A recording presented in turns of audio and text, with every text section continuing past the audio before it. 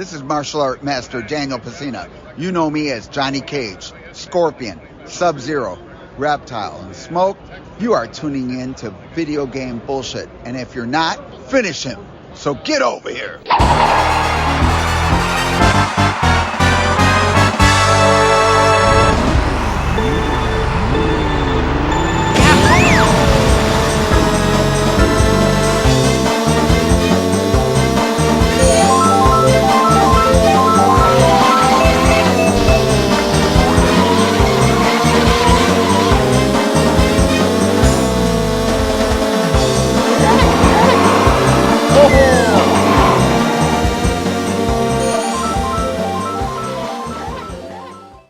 Welcome to episode 115 of Video Game Bullshit. It's time, Tristan. It's time. Oh, it's always time. Just when can we find time to talk about the time? That's the problem. That's the true story is, in classic bullshit fashion, we never ever were able to make it weekly. We would try, but like life happens. Work happens. We're hanging out, and you know it's fun. It's fun though, and I got stories from the last couple of weeks. I'm sure you got stories from the last couple of weeks. I absolutely do. Again, I'm using new microphone that I got when I was out hunting last weekend. So fancy. Yeah. So what have you been up to, Tristan? Oh gosh, I want to dive right into, and I told you this story, but everybody needs to hear this. It's a little bit embarrassing. It has to do with my whole sleep saga, which my we've been goodness, hearing about. So, when I don't use my CPAP, my oxygen levels dive to about 50%, which is real dangerous. So, I got to use my CPAP, but sometimes I'm down in my basement, all comfortable, like watching YouTube, whatever, and I fall asleep. Well, I was watching a YouTube video, don't remember what it was. I think it was like Slope's Game Room or something like that, which, love that guy. But I was listening to Slopes, and the video ended, and by this time I was asleep. That's not a narrative on Slopes. That's a narrative on my sleep issues. He's very entertaining, just to clarify.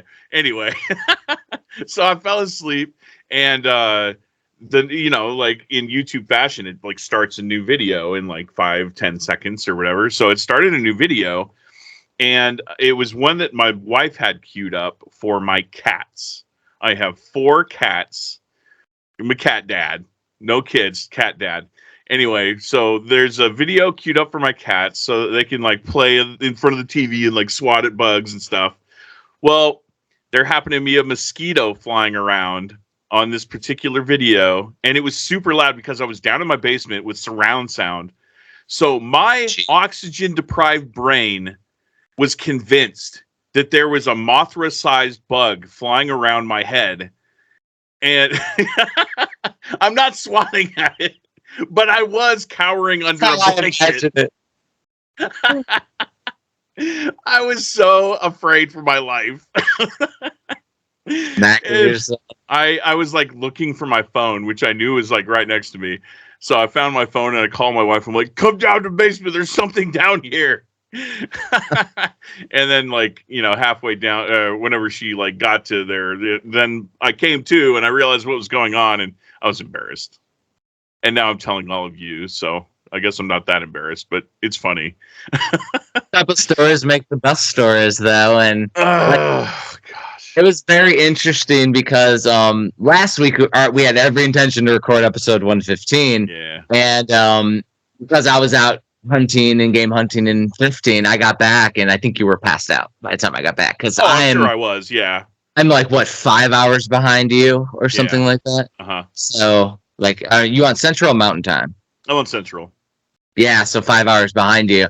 And so by the time I got back, because right now I just had my morning coffee and you're in afternoon time. Yeah, it's like 3:05 and I think you just woke up, so or whatever, So I definitely had my coffee and relaxed. We've been BSing for a little bit too, but the bullshit before the bullshit. That's what we did. We ever do a video game bullshit Patreon, people can join us for the bullshit before the bullshit. Yeah, we're not going to do a Patreon yet. We ain't there. Maybe down the road. Maybe the bullshit before the bullshit. But it's been a crazy couple of weeks. Been fun. I was telling you, I actually, because the military side, I was running a range on one. And so I had worked like the full week, and I put in like 16-hour day work days, and then I move over to Saturday where we're running the range on a Saturday, and that was insane. And the thing is like my soldiers aren't the infantry side; they're the smart people, the smart. Yeah, people. the pointy heads, as we call them. Poindextus. But the thing is, so they don't use the weapons as much, which means it's even more for safety. So, well, did great though. By the way, they crushed it. They did shot well comparatively. Then after though, my wife had a hard cutoff for me because she wanted to go to the mall. And we had planned. My daughter wanted to go to a place called Box Lunch. I don't know if you've heard of Box Lunch before. No, Kristen? It sounds like a bento box place. Am I right? I think it's named after something like that, but essentially they have kind of like Ross would have different items at the store that were from like big box stores. Oh, I was way off. I was thinking it was a food place. Box Lunch is, it says lunch in the name. Sure. Box Lunch takes a bunch of name brand things, kind of like what you'd find in a Target at the collectible area. But they take like Disney stuff, they take video game stuff, Sanrio stuff, and they have it all there. So there's tons of cute things my daughter wants. I got my Super Mario Brothers Hawaiian shirt, the Aloha shirt from Box Lunch, and that was previously an online exclusive. It's the one I wore at Portland. Sick. That one, the fire flowers and everything. That's at a Box Lunch as well. So we went there to Box Lunch. And my wife had mentioned, there's also a bookstore out there. Little did I know it was Book Off. And your reaction that I got to go to a Book Off in Hawaii, because it's a Japanese retail like store. I'm upset. And I'll tell you why I'm upset. And you know why I'm upset, but they don't know why I'm upset. I'm upset. I know. I'm upset because this is, where he's stationed right now, I used to go like 2, 3, 4 times a year. And like every single time I went there, I'm like, there's nothing for me to do because, I'm on like a Hawaiian island. Where are their retro games? I could never find them. I'd like Google search, nothing would come up. There was a freaking Book Off? Come on. Like I'm telling you, I came from Georgia. There was a damn desert of retro games in Georgia. Like nothing there anywhere. I come here. I go to the flea market a few weeks ago, and there's a retro video game guy there. I go to Book Off, and it's boxed Super Famicom games, boxed NES games sitting there, like and decent prices, like well below eBay, like very fair priced. And I'm talking like tons. My daughter though was getting a little anxiety because the rows are very thin and everybody's on Aloha time, so they're all over the place everywhere. They also had figurines and books and all that stuff there too. Tons of it. But it's Hawaii embraces the Asian and Japanese culture. They love it, and dude. Just a Japanese video game fan. Yeah, so just like Okinawa is like their tropical place, Hawaii is our tropical place. So like Hawaii and Okinawa are very similar to each other. Dude, and this Book Off was really cool. It was the picture that I sent you guys of Wolfchild. That was at Book Off. Copy of it. I did not buy it. I probably should have because it was a badass full art cover. I love the art from the Genesis version of Wolfchild. Looks so good. Versus the one for the Super Nintendo that just looks it's weird, yeah, it's like a big werewolf on the cover. It's so cool. We went to Book Off. Really, really cool. And then the next day, which was last Sunday, because now we were recording on this Sunday, we went to a bunch of thrift stores. So we go to this one place, and my wife just goes, it's like I don't even know what it was called, but she had it all planned out. It's by this Dole area behind a Costco, and we go over there with Go in there, and it's like wall-to-wall action figures everywhere, like tons of figures. There's out of the box Dragon Zord sitting over there. There's figures. I sent you a picture though. A ton of Game and Watches are there, like Mario Brothers, like Donkey Kong 2. They're all just there, and again, fairly priced. However, if I bought all of it, it would have been ridiculously expensive because there's so many. I did buy a new Samsung satellite microphone that I have right here. That I think my audio is coming in much more clear. Because I think the sounds good to me. Blue microphone I was using, I think, uses some kind of cancellation, whereas this actually has multiple microphone settings and it has a single cardioid where it can just do a single channel, so it doesn't pick up all the ambient noise. So pretty cool. Got it really cheap. They had a ton of other games there too, though. They had, I want to say 5 or 6 different Super Nintendo controllers there, like just tons and tons of stuff there. We go to another place called Savers, and at Savers, there's tons of retro game stuff there. I've heard of Savers. I've never seen, like, is it a West Coast thing? I think it must be a West Coast thing. But I mean, if you think about it, it's like another giant version of Goodwill. It's huge. And then in the middle of the clothing racks, there's toys on top of the racks. There's baggy toys on the outside. I even found an old school binder of cars and planes that you would get at the book fair days, where you have like the insert into the binder. I found an old school 80s one of those there. Tons and tons of stuff at Savers. And then we go to, there was a Goodwill outlet. I don't know if you've ever heard of a Goodwill outlet. No. So essentially, they have all these troughs. And they bring out a trough, and they have everybody line up behind a yellow line. And then they go, and everybody goes and pulls out all the stuff, and they do it by weight. Oh, okay. And so, we're doing that. We're looking around. Everything looks like, it's okay. It's all picked through. Because this is stuff that didn't make it into a Goodwill store. Sure. And then my wife looks behind us as we're waiting at the starting line. She's like, what's this? And it's a metal tin that looks like it's like a grill thing from like a restaurant. It's filled with Garbage Pail Kids cards, originals. That's awesome. I saw the picture. I didn't know the story behind it. That's really cool. And there are over 200 cards in there, and it cost us $1 because I think it was like $3 or $4 for the bin, but they did the weight on the metal tin thing. And my wife relegated it to the time we found a box filled with Masters of the Universe toys. She's like, let's go buy it before somebody notices. Like, she was like, let's go buy it. Let's get it. And what's cool is there's a Vile Kyle in there, which was perfect for VG. Yes, that's meant to be. No Tristan or Jeff's in there, unfortunately. Well, yeah, okay. Jeff is much more likely to be a thing. But I don't think there's ever been a Tristan Garbage Pail Kid card. There's discrimination against me. We need our tasty Tristan, where it's a giant jaw tasting. Yeah. Put like, what the heck, spice in my head or something. Come on. Simcoe, what are we doing here? Let's get on this. We need Tristan cards.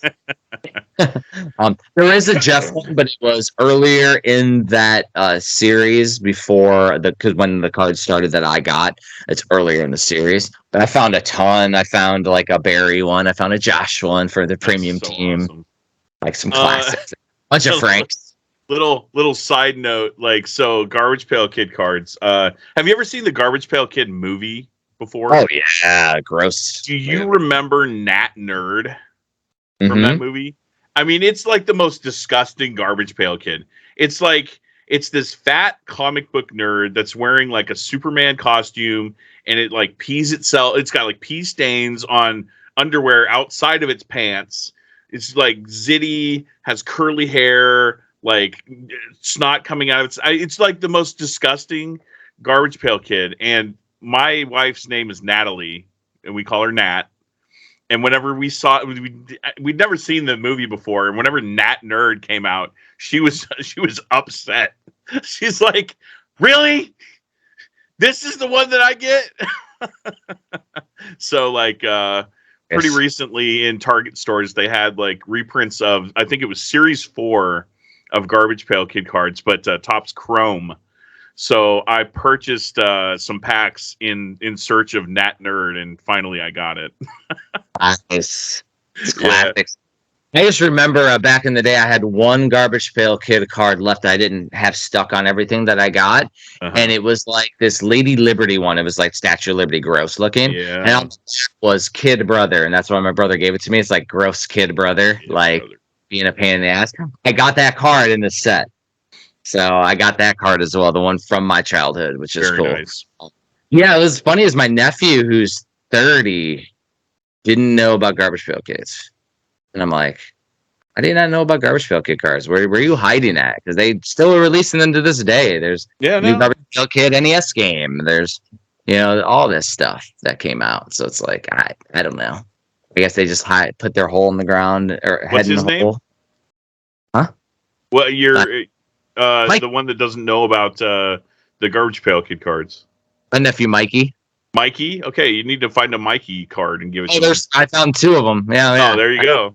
So I saw some of the pictures. It was like classics. Oh yeah, there's a bunch. But yeah, there's definitely a Mikey card. There's Mikey and Mickey, and not a damn Jeff. So okay, or Tristan. But yeah, we went hunting around. There's tons and tons of little treats like that out here in Hawaii. You just got to know where to find them. Yeah, that's crazy, man. Like, I mean, I didn't have a whole lot of time to go exploring because I was there on business all the time. But I did do some searching at like malls or whatever. I guess I just didn't go too far off the beaten path like you have so far.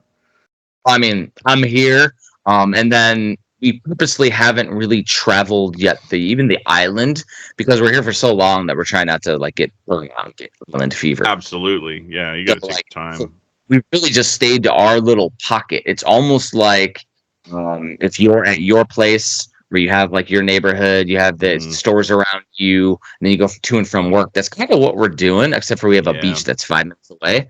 And then we'll adventure out to that mall where we had the book off, and then we'll go a different place. This weekend we kind of decided to take a chill a little bit, but we do want to hit North Beach for the first time soon. North Beach is gorgeous, man. The drive up there alone is beautiful. That highway. Well, I'm like almost at North Beach where I work. So I think I'm like 10 minutes shy of going all the way up to North Beach. So like we're almost there as it is, but like, yeah, whatever the wife wants to do, like whenever she wants to go, we will go. We were going to go island hopping and stuff because of the fires that have happened since we recorded last. Yeah, Maui. There's been a lot of rebuilding that's going to have to go on. So I was actually wondering that as part of an army, like a military over in Oahu. Is there a military presence over in Maui at all? No, not that I'm tracking.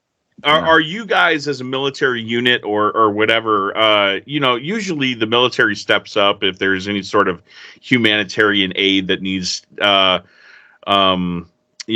with or like supplies or whatever. Are you guys seeing any of that?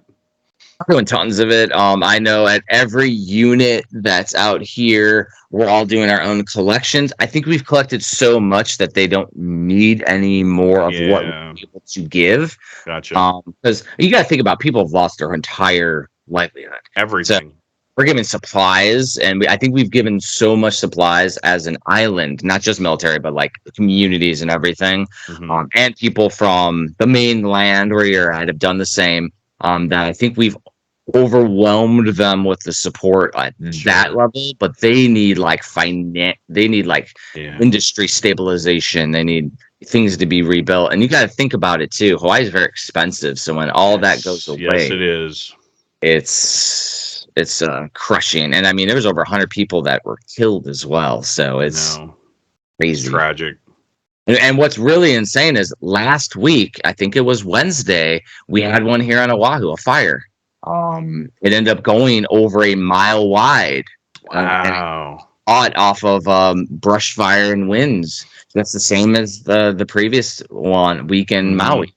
And luckily, we have military on Oahu, and they were taking choppers and dropping water as the firefighters were fighting, and they were able to contain it to where before it got too crazy. But like, some of my coworkers lived close to that. Luckily, it's far, far away from me. It's like 8-9 miles away from me. But like, that's great. It was really close to where I work too. Yeah. The base, and we were losing power in certain spots. That was like, it luckily got contained and no lives were lost.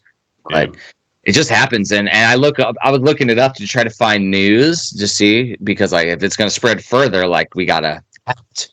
And apparently like 4 years ago it happened. Same thing. Like, it just happens all the time because it's so dry out here. Wow. And I'm talking about certain parts of the island. There's other parts of the island that are just like beaches and wet. But there's certain parts where it's just dry as hell, like volcano areas. And crazy. Yeah, the thing is though, national tragedies are insane. But yeah, we've definitely stepped up humanitarian assistance for that. It's been good deal. Crazy. I was wondering about that. Yeah, it's been in between all this fun stuff that Fortunately though, I have had some time to play some video games, but I think before we transition to video games, Tristan, let's talk about what we got going on, because there's a certain book out there that's in its last 3 days, and by the time we launch it, it'll be last 2 days or 1 day. That's correct. By the time we launch this episode. That's right. The very video game console collector's guide. Yeah. So the video game collector's field guide, which I launched almost a month ago on Kickstarter, has been funded. We're looking. And it's not about consoles. I literally just Freudian slipped consoles. It's video game collectors. Yeah, it's about video games specifically. It's visual checklists, if you will, of like video game consoles, obscure and common. So you got the we're like, as we're promoting it, I like to say it's like what I do for one console, but like everything. Like, yeah, but you do it in depth. I don't. This is insane, though. It's like such crazy fun obscurity. It's like Gizmondo, right? Yeah. And the Tapwave Zodiac and the Mega Duck and the Watara's Supervision and, stuff like that. So stuff you've never heard of, stuff you have heard of. And altogether, it's 2,400 pages across 4 volumes. But it's only available for 3 more days as of today. And yeah, like Jeff was saying, by the time we get this up, it's going to be 2 or 1 or maybe in its last day. And this is the only time you're going to get it discounted is on Kickstarter. So that's the key right there. And I mean, you may offer it, in sequential order. You may order however you offer it, however you want. So right now is the time to get the pre-order in for all 4 of the volumes. And really a fancy slipcase, because one thing this is the only time a slipcase is going to be available for the 4 volumes. The only time. What we do is make badass slipcases around here. Like that's one thing that we are doing that nobody can touch. And that's right. We're gonna make some cool. And that slipcase though is gonna be so ridiculous. It's gonna be a monster. It's like, when I get my copy in the mail, I'm gonna have to get a dolly to bring it into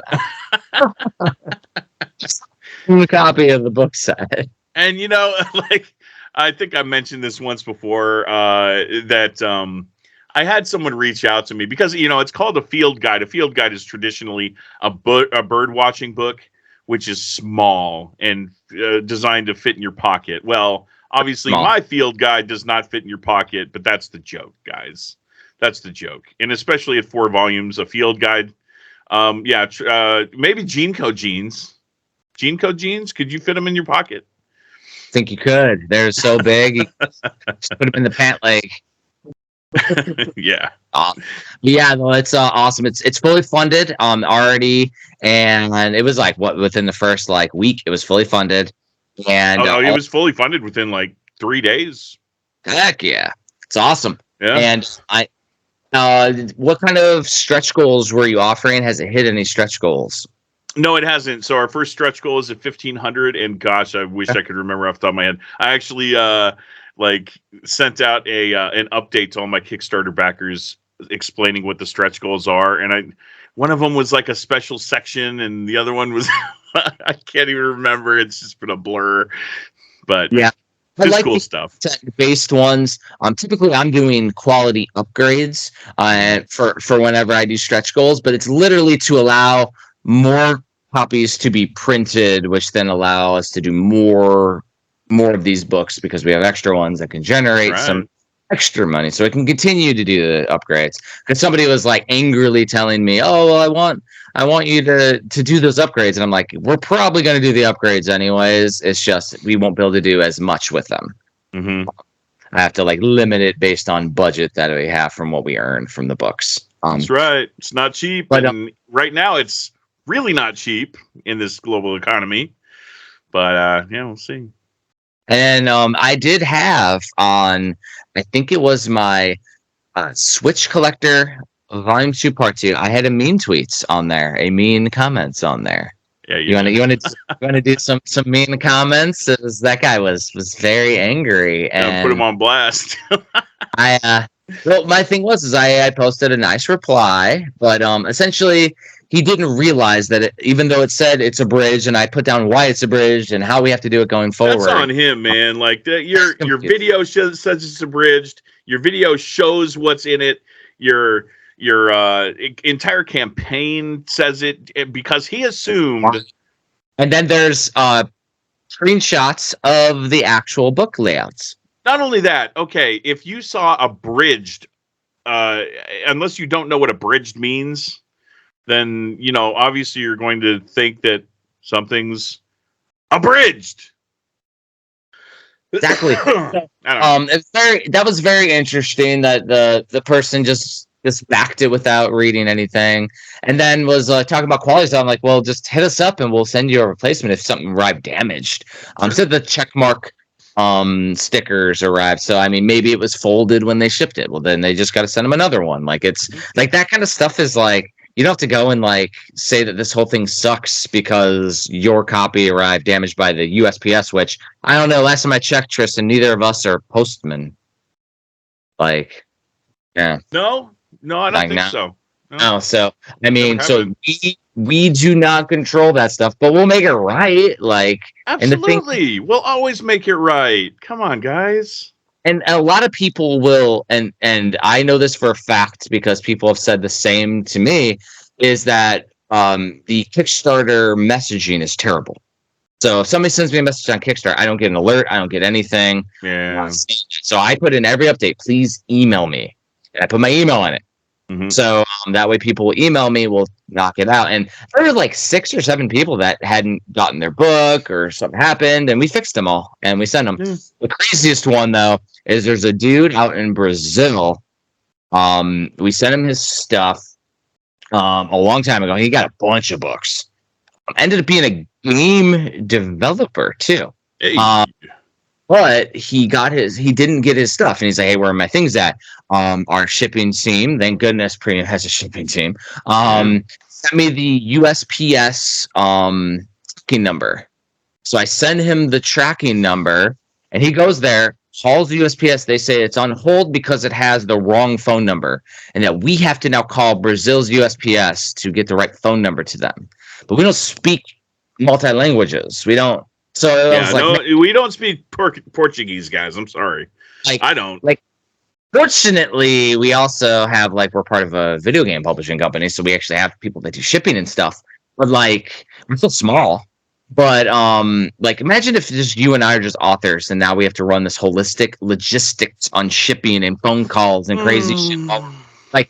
Like that's insane. So we're still trying to make that stuff right, but it's the shipping companies don't make it easy on us, and so I literally just said, "Hey, I'll have my team look into it," and I asked them, but in the end, we may just end up having to ship the books out again to them. Yeah.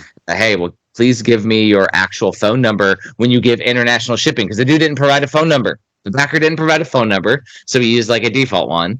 And now the guy who didn't provide a phone number saying it's our fault that it didn't go to him because he didn't provide a phone number. The exact same thing happened to me, Jeff. Somebody backed a whole bunch of books.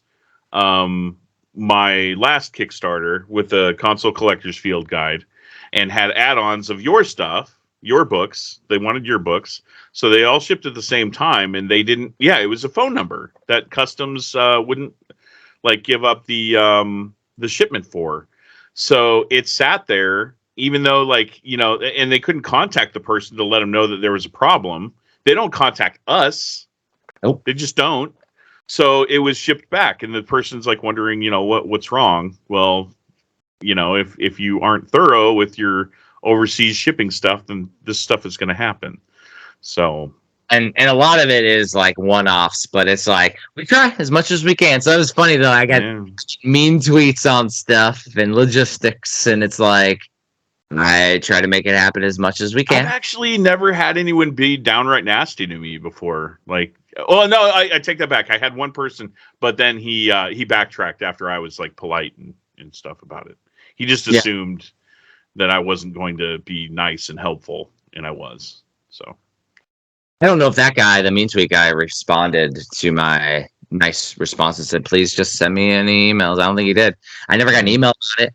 I can't fix it if not, and I still haven't sent out a digital case yet to the backers or any of that because I'm waiting for everybody to get their books and be satisfied. And then I'm like, all right, here is your stuff. I'm also probably going to send out Volume 1 and Volume 2 Part 1 just as a thank you for their patience before we do it. Yeah. Heck yeah, dude. And then Complete NES is in printing right now. I am working on getting... So every time we do a slipcase or something, I have them send me a brand new template from the printing facility because I don't trust just measuring it myself. That way they are printing it based on theirs. So I'm waiting for them to send me the slipcase so I can do a crazy ass slipcase for it. Nice. I think I'm doing only a few. I'll have a couple extra, but I don't typically overprint. I'll need one of those. Mm-hmm. Absolutely.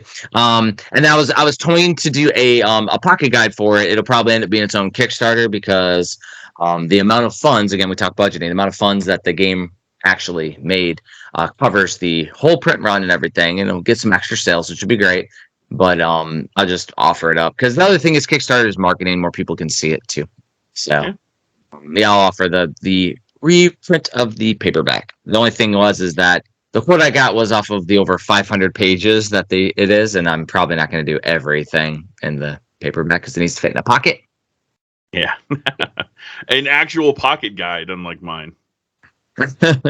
Yeah, so that's pretty crazy. And then, of course, that transitions us into Nestember that's coming up. Oh, my goodness. Premium NES month. So, essentially... before we hit our fall direct for our new series for Switch, we are going to have Premium Nintendo Entertainment System month where we have a couple of releases. One that we could talk about here is we have the second print that people have been asking for Ore Body Binder's Tale. Yeah, buddy. So those have been fully, because we assemble them by hand. They're fully assembled. They're in hand, ready to ship. So as soon as we put those up in September, those will be ready. However, we also have a brand new NES game that we haven't announced yet that's also going up in September. It's so much fun, too. Oh, my gosh. And it's like freaking awesome. Yes. We do have a few more games that we're planning on probably post-holiday season after the holidays for a couple more NES games. That'll be really fun to do that we haven't announced either. But September is going to be awesome. We'll also, put in some bundle deals and things with Bobby 6-7.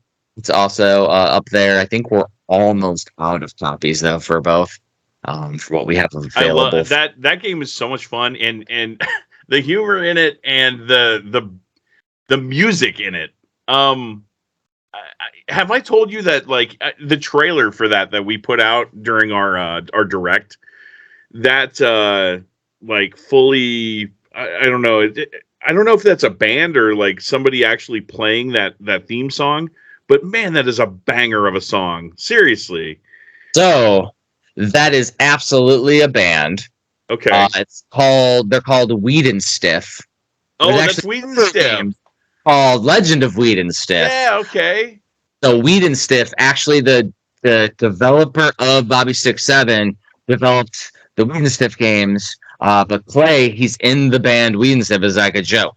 That's sick. His band, they actually did a reunion show near you, I thought, that was sold out.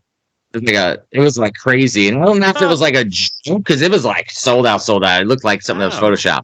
I was like, they're actually like that big, that's insane. 'Cause I thought they were a small little indie, like That's cool local as thing shit. in California that they lived in. But yeah, there was just like a crazy, a crazy little band that they do, and plays the guy that was out here in Waikiki that I linked up with for drinks like a few months ago. Mm-hmm. We talked about it at VGBS, like, so he was out here too. So yeah, I got all the details on his band and everything, and you know, keen listeners will understand that I just mentioned that there's an NES game associated with The Legend of Wiedenstift. So you know, do with that what you will. That's intel. but the thing is that it's super cool that is like that band though is really fun, and they did like a YouTube series where they would sit around like a little round table and do jokes and then play music a little bit, and like the Weed and Stiff thing was also a YouTube channel for a while too. Oh, cool. Yeah, it was very interesting knowing the history behind everything that they do. But the Hobby 6-7 is like the game he wanted to make. Mm-hmm. I was like, it's a really fun game. Like that's a legit NES. That would have been something that we would have played back in the day. Oh, big time. Oh, yeah. One thing I don't know is, did I update the mock-up on the website for the silver edition? Because I don't think I did. I think I used some black and white version of the box. And like on Trello, you mean? No, on Shopify, on the website for the pre-order. On Shopify, no, yeah, I don't think that's updated. So there's it's an artist that you know that she did what's her Instagram tag? Because she's on Instagram, right? Oh gosh, it's Soggy something. Like gosh, or something like Soggy. But I hate that I don't remember off the top of my head. I feel bad. Just as we do a little live research as I'm chatting about, but we did some amazing work to the point where like I want to do that as like a metal pin or something. But that's going to be the box for the silver edition. The box is going to be a silver foil, and then that art's going to be on the front with some silver embossing in our classic silver. But I feel like once we unveil that actual artwork, because it says art is subject to change on our website, with her art on it, it's going to be like, all right, it's gone. Because we don't do that thing. Oh yeah, seriously, it's not going to last long at all. Because it looks so awesome, and we attempted to not even put like the name, because it's like 6 and 7 are in the background of the art piece, and we were going to not put the name, but I put a Bobby on there just so that way it's Bobby 6-7 is on there, the name of the game. But super crazy. Forgive me for looking this up real quick. I'll stall it as much as I could, Tristan. No worries. Oh, it's Soggy art, and Soggy, it has a 0 for the O in Soggy. So Soggy art with a 0 for the O. Yeah. Super talented, and definitely look forward to more pieces as we do releases, because she's awesome, and we'll definitely have more commissions with her. Heck yeah. We always support talented indie artists as much as we can. So yeah, and she's a really good person too, so that really helps. We don't work with scrubs. We don't work no scrubs. Yeah. You know what's interesting? So I was listening to a show on YouTube. It's the ones that were the Nintendo employees, Kit and Krista. And they had mentioned that they are doing a custom controller that was getting done with Kit and Krista for Switch. Ended up being that Captain Alex is doing it. Captain Alex is who did our pins for Pigeon Dev for the very first release. I was like, oh, that's really cool. Like Captain Alex is a good dude. Like I was like super happy to see him get like he's elevated now. That's really awesome. That's super cool. Because we were initially toying with getting, because he had this Nintendo Switch idea where he had Nintendo Switch pins. You could change out the middle pin to be the games, and we were going to release all our games. Oh, that's cool. Yeah. Nintendo did not like the Switch piece on there, so they cease and desist because he like to use it. So that's why we went with the TV theme we did for Pigeon Dev, and then after that we didn't do pins for a while, so we kind of didn't work with Captain Alex. But really cool to see that he's getting out there. It's really, really cool. Yeah. All right, so anything else you had going on, or should we talk about like a teaser, an appetizer game that we've played before we get into the game of the week, game of the month? Nothing crazy, but I mean, like, are we going into like the games that we played? Because I've got a pretty epic one. Oh yeah, no. So basically, our appetizer before we get into the main game is just something to wet the whistle of the listeners, and then at the end, after we finish our topics, we could talk about any other games. So since you said epic one, let's make the listeners wait, and I'll talk about my game. I alluded to it the last recording, and I played it. So I have to read off of it because it's been a little bit. So I played a game called RPG Time. I don't know if you've heard about this one. So essentially, it is released physically on the Switch. It was released in Japan, but it's in full English. It is like somebody made their own role-playing video game in paper and pencil on a Switch, and it flips between pages of the notebook as you play. There's a bunch of different. It kind of reminds me of more like a Super Mario RPG, but not really, not graphics though, but more so how it plays and how it intermixes genres as you play it. So it's like hand-drawn game, like a kid's story with a child doing narration as you play. So the kid's like reading it like a dungeon master, almost like talking about how he's creating the game world that you're playing through. And it has touchscreen interaction in there too, so you can touch the Switch's screen. The battle are only within the story, and every page you play, it all unfolds like a storybook. It has a gimmick to it. So like one, you'll be like trying to put out all these fires. Another one, you'll be trying to catch these moles, and another one, you're fighting a big boss that's going around. One of them really interesting. It's super fun. There was an overhead mini tank game that you're driving this tank around. However, it was basically Legend of Zelda, but you're just in a tank. It's RPG what now? RPG Time. I think it's. I'm looking this up. I want to see some at least pictures of it. I think it's on Play Asia for sales where I got it back in the day. But I initially had found out about it on my Steam Deck. But because it wasn't optimized for deck, I couldn't play it with the touchscreens and everything. So I bought the version on Switch. Okay, that looks amazing. Game is awesome. Like, this is one that we might want to play in depth for an episode in the future. That looks really cool.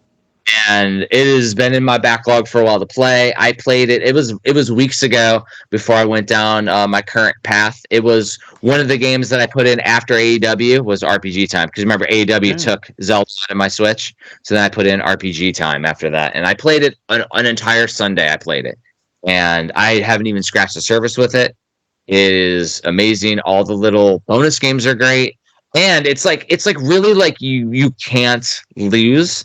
One of the cool things though is so it's like a story, right, Tristan? So as you're playing it, but on the page, every single page, there's a hidden ninja, little ninja, everyone. And so when you tap it, as soon as you're allowed to, because as you're playing through the story, but once you're on the screen, as soon as you tap it, it's like found the ninja on the page, and it like does a little tracker. And I don't know what any of these trackers do or any of the stuff. It's just such a fun, lighthearted game. And it is definitely great for kids, but it's great for us being retro nostalgic players. Yeah, man. Stuff that I would do with friends in class before the days of cell phones and all that, like when I was a kid back in the day with a piece of notebook paper, and it's like fully fleshed out like game. It's so awesome. I want to play more of it for sure, and so I would not be adverse to us doing it for an episode in the future if you end up getting a copy or want to get a copy later. Well, I don't know if you saw my eyes averted away from the camera a little bit. As you clicked buy it now, yeah. I'm doing that right now, Jeff. Episode live purchases. And so, like, the thing is, Tristan, right here in my handy dandy premium edition game. I'm so jealous of that. Can you have another one of those made? RPG Time, and yes, I can. RPG Time is right. So bad. RPG Time is right here. And ironically, my daughter got back into Five Nights at Freddy's again because one of her friends at school is into it. And I went to GameStop with her so she could get plushies. I ended up going, there's 3 games that I wanted to get, but I only wanted to pick up one. I ended up picking up After Image. And I already have After Image. I already have it. Cool. So I got a copy of it on accident, so I have to take it back and swap it out to one of the other games. But RPG Time is right here. and it is a Japanese game, fully English though. So yeah, we need to talk about that case after the podcast. Yeah, it has. I'm gonna throw some money at you. Yeah. Oh yeah. I will absolutely get you one of these cases because this thing amazing is awesome. It's a little book. But sir, and I have the classic ones you buy on Amazon where you open them up and they have all the stuff. But that's wooden. That one's so cool. But I don't know if you noticed, but on the inside of this case here is all the premium releases in order. And buddy. For Eagle Island and Love 3, and then number 13, which is Sunshine when it comes out. Number 13. So this right here gets through the first 16 premium releases. What number 16 is? Who's to say? I'm gonna do that exact same thing when I get that game case, but I've done something a little bit different with all of our game releases. Since not all of them got the deluxe edition treatment with the Neo Geo shock boxes, I took it upon myself to get Neo Geo shock boxes for every single one of our releases, and our retro fits inside of it. So on my shelf, I have a Neo Geo shock box for every single one of them, and I'm making custom artwork for each of them. How far is that away from you right now? Oh, it's in the other room. Okay, so next episode, I want to see one of them, like a cool one. Well, if you want to stall for 5 seconds, I'll grab one. Let's do it. I will stall. Okay. No, no, but see the custom things like this that Tristan makes is so cool. And it's like, here's the thing: if people think that these custom shock boxes and stuff like this is cool, maybe we offer them on the website in a limited amount. Like we always come up with cool stuff we want to do for like Thanksgiving and things. And so basically, right now you're working on the art.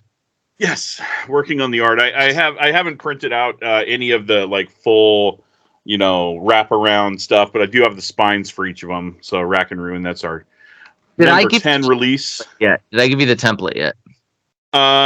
Maybe. We'll have to talk about this. If I didn't, I would recommend that we maybe offer this for like a Thanksgiving, like Black Friday sale or something, and we offer really cool. Only the printed sheets.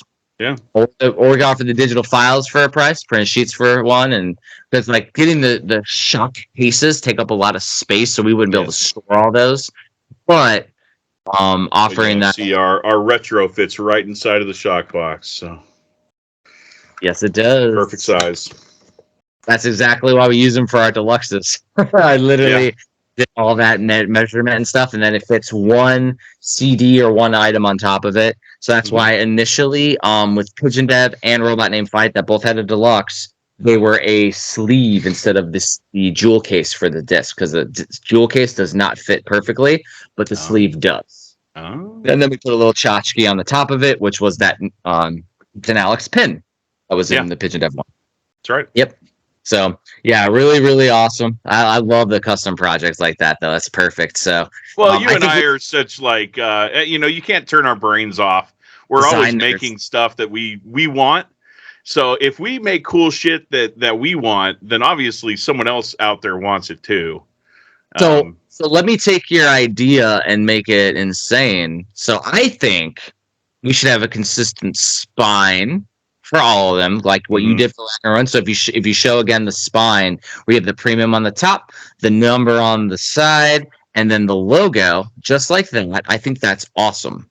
Yeah, and it looks so good on the shelf right next to each other. Yeah, and even the ones you have shock boxes for, you could do a custom Tristan one. So that way, if somebody didn't buy the deluxe and they bought the retro, they could put the standard in there. They put whatever in there. I think that'd be cool. And then some kind of unifying front art that isn't necessarily, you know what I mean? Like if we had one artist that did their interpretation. Oh, that'd be cool. Like Soggy doing her interpretation of every single game. We do it slowly. That would be dope. We wouldn't do the whole set for Black Friday, but maybe we do Series 1 or Series 1 and 2. Oh, and then that's a cool idea. See, this is why you guys listen into this podcast. You're getting this as we think of it. Cool stuff. Cool ideas. And the thing is that's what we like to do is like, that would be freaking dope. And I would absolutely put that in, because I mean, I'm a Neo Geo collector, put it in my collection on like on a bookshelf, big old bookcase. That's like a top of the bookshelf type of thing. And it would look badass. Yeah, dude. I would say we get away from offering like a continuing art on the side of it. I think just logos and consistent spines, just because if we never end with releases, which is a good idea, you don't want the art to end and start like the Dragon Ball Z thing where you had multiple arts.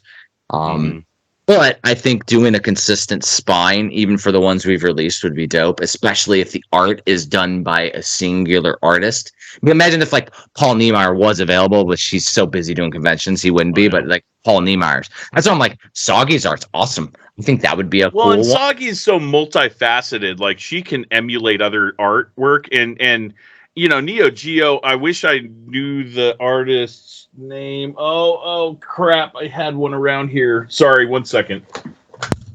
Neo Geo. And the thing is like, I love that we have all the items. Yeah. So Toshiaki Mori does the traditional like SNK style artwork that you see on Neo Geo stuff. So I wonder if Soggy could emulate his artwork style. Oh, I think that would be cool. Would that apply to every game? Maybe. The other thing, the best thing I've had with artists though, is let them go ham. Yeah, true. Let their don't want to creative pigeonhole. Go, and don't want to pigeonhole the pigeon deaf. But I do like the idea of emulating a Neo Geo style as well. So be like, hey, you know, this is on a Neo Geo case, but we want what your version, what you think when you play the game, without trying, because I didn't want her to even use a key. Like I wanted to like see the game, Daily Pixels, and do her version of it. Yep. I want to see the game, and I think offering it in sets would be really, really dope. And if people like it, they like it. Yeah. Basically it's for us. Like, let's not get it wrong. Oh yeah, no, I make this stuff for me. Now, damn it. I want to copy for myself now, damn it. Like, I make this stuff for number one. Exactly. And that's the thing that's dope. I mean, we're looking to do premium Aloha shirts eventually. Like, I'm going to design them just because I want one. That's so cool. It's going to happen. I mean, you know, speaking of, I mean, look what this guy did. I love jerseys. So exactly. So waiting for one, Tristan. I need one. yeah, I know. I'll get you a book. I'll get you a bookcase. You get me a jersey, and we'll. All right, I just need your size is all, because I don't. I think mine's a little bigger. It'd be a little big on you. I say an extra large, man. There you go. That's what I do for everything. It'll be a little bit bigger, but I mean, I'll wear it. And the thing is, even that style, that's now I call that the classic Tristan design. That's fine. That's cool. Yes. I think it's dope. It just gives branding. It's really awesome. And the thing is, speaking of awesome and branding, we were just at Game On Expo in Phoenix, Arizona. Scott had for the first time Tristan's new banner behind him. Yeah. So freaking cool. Like, oh my God. Like, it was behind him on the thing. It has the classic logo. Our actual logo. Because, like, the original one you made was just for, like, fun. And you had, like, the retro premium logo on everything. Now we're like, hey, we need one for the actual convention. So you put PlayStation and Nintendo, and it looks so dope. It's so cool. And thank you. And we have lanyards at that convention that look awesome. Yeah. So I didn't get one yet because... I was going to ask you if you got one yet. No? No. So our team shipped out all the games to all the team members. But mine come directly from the factory, so I could check to make sure there's no errors. Oh, okay, that makes sense. And so I didn't get a care package, so they're sending me a package eventually with that in there. I'll wear that for work. I mean, hell. Oh, I currently am wearing one for work. Mm-hmm. That's what I want to do. I want to wear it for work. So US Stratcom is representing premium edition games. One person, and I'm biased, but whatever. So that's the thing, and so went off on a long tangent of cool shit that premium can do. But RPG Time is a really awesome game. Would have been one that I would have happily signed for a physical. But I'm glad that it's preserved and in English. It's right on the cartridge. Yeah, that's really cool. I can't wait to get it. And yeah, we will definitely have to play with that game. That'll give me an excuse. I want an excuse to fire it back up. Like, no joke. I do want to. Looks really cool. Now we've officially stalled for a long time for your epic game you played. Yes. Because I've been teasing myself because I don't even know what it is. All right. So I want to hear what this epic game is. 31 years ago, Jeff. 31 years ago, 10-year-old Tristan Ibarra started Metroid II. I got stuck as a child in that game. I could not beat it. I had all the maps from Nintendo Power. I had the manual. I didn't have any friends that were playing the game, so I couldn't like bounce ideas off of anybody. Fast forward 31 years. I just beat Metroid 2 for the first time 2 days ago. Oh, so you're talking original Game Boy. My copy, my save file, I put in my analog pocket and it was still there. And I beat the game 31 years later. Hell yeah. That's amazing. So what did you learn that you know now that as a kid stumped you? It was a frustrating aha moment, let me tell you.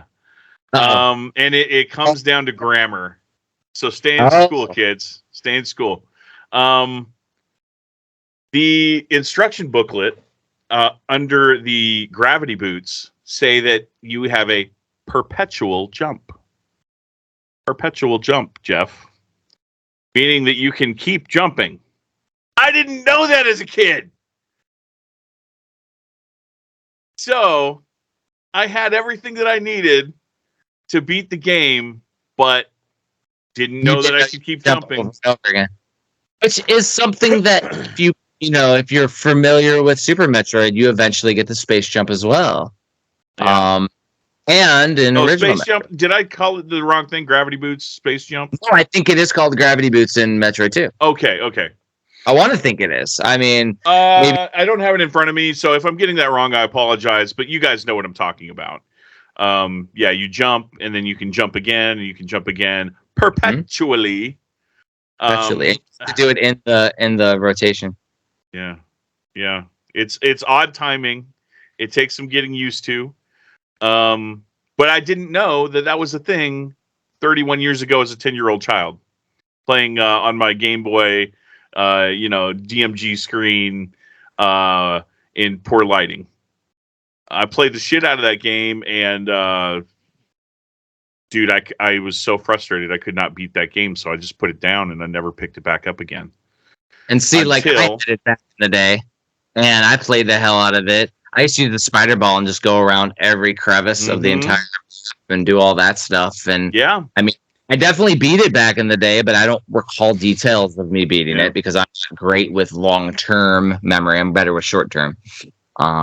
So yeah, like I was saying, I accomplished something that I will never be able to replicate because I don't have any other games that have been on the backlog for that long. 31 years later. That is crazy, but it's congratulations that you finally overcame that mountain. It feels great. It feels great. It really does. That is an epic accomplishment, and it's like the aha moment's the classic, though. It's like, I can just keep jumping. I'm like, you're telling me this whole time I can keep jumping? In 30 years. Are you kidding me? I was incredulous. See? Incredulous perpetually. Yeah. Stay in school, kids. Hey, stay in school. My goodness. That's awesome. That is awesome that you were able to finally beat it. Ironically, I remember a couple recordings ago I talked about I had played Legend of Zelda: Link to the Past Super Metroid Randomizer, right? Yes. Yeah. And at that point, I had gotten used to the Super Metroid spin jump, where you can do the wall jumps, and you have to use the wall jumps for certain things based on item placement, because now you're not getting items in the order they expected you to. Within the last week, I went back to Robot Named Fight to play, because I hadn't played in a while, and I love that game. I always like to fire it up every once in a while. I can't do the damn wall jump now. Oh no! And it was easier. Funny. The wall jump and fight was easier than Super Metroid, and now I can't do it because I'm so used to doing it the actual Super Nintendo way. I have to like unlearn that, learn how to wall jump and fight. It's like crazy to me. Like, unless there's something that I'm not tracking where maybe it has to be unlocked, the wall jump later, then I'm still too early on my Steam Deck file because I had, that's a new file, whereas the Switch version I've been playing for years. But I just could not, for the life of me, do the wall jump because there's spots where when you get to the Mega Beast, there's like a big, vast opening above you, and if you wall jump, you can get to a couple of the enemies and kind of farm some scrap. And I just couldn't get up there. I'm like, damn, I want to freaking wall jump up the little bit of spot so I can. Nope. So yeah, so wall jumps too are a thing, Tristan. They're a thing. Wow. I just like you were saying, you don't remember too much about Metroid 2. I know I've beat Super Metroid, but I don't remember a whole lot of it. So couldn't tell you if I had any trouble with the wall jumps or not. That is freaking classics, though. All right, so should we go into the game of the episode? Sure. Awesome. So let's do what I would call laying the wallpaper. So we can talk about the game and exactly what it is. So we're talking about Gal Guardians Demon's Purge. Mm-hmm. I had played it on the Nintendo Switch, and you played it Nintendo Switch? Also Nintendo Switch. I originally downloaded it for the Steam Deck, but I was having issues with it running. It would not run for me. So I would have played it a long, long time ago. But then when I realized that it wouldn't work on Steam Deck, I put it on the backlog. Yeah. But when you talked about it, I was like, all right, I need to buy it. And so I put it on my Amazon cart and actually didn't buy it until like last week. And so I finally got it in and was able to play it this weekend. So this is what we'll talk about. Whenever we do these games, we're not going in super depth. We may or may not have beaten it. It's like an appetizer type of thing where we talk about our experiences and how we feel as retro gamers when we play the game. Yeah. So essentially, this game is a Metroidvania style game. And it says, when a demon's castle darkens the land, two sisters challenge its halls. Together, they can break the curse. In order to save their school, after it turns into a massive demonic castle, two demon hunter sisters shoot and slash their way through this 2D action adventure. Players can swap between control of both characters on the fly, each with entirely different skill sets. Yeah. Proceed to the castle while confronting demonic bosses and that await deep within. Each boss yields new weapons to wield, allowing for a more varied exploration, opening up you. And you get to swap out on the fly. And as one character dies, you get transported, in single player mode at least, get transported back to the previous save point in order to rescue them, and you kind of do like CPR on them. Yeah. Yeah. Then. So let me give my initial one, and then I got questions for you since you played it way more than me, I assume. So essentially, I'm calling it a Metroidvania, but more so, it is linear with minor backtracking. As you play through bosses, it unlocks a new portion of the castle, Castlevania style, and it shows like the little path, like Rondo of Blood, where they'll show like splitting paths and things. You can use these totems or these pillars to warp back to the beginning of a previous area.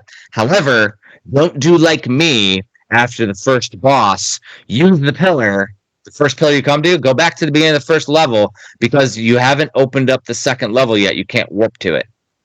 Correct. I literally did that and then had to run through the entire first level again to get back to the end of the first level because I had warped back too early and didn't just go through the next hall first and then go back. Mm-hmm. I was like, they should have definitely unlocked the next area first before they put you in that hall. I have something to add to that, and I'll wait until mine.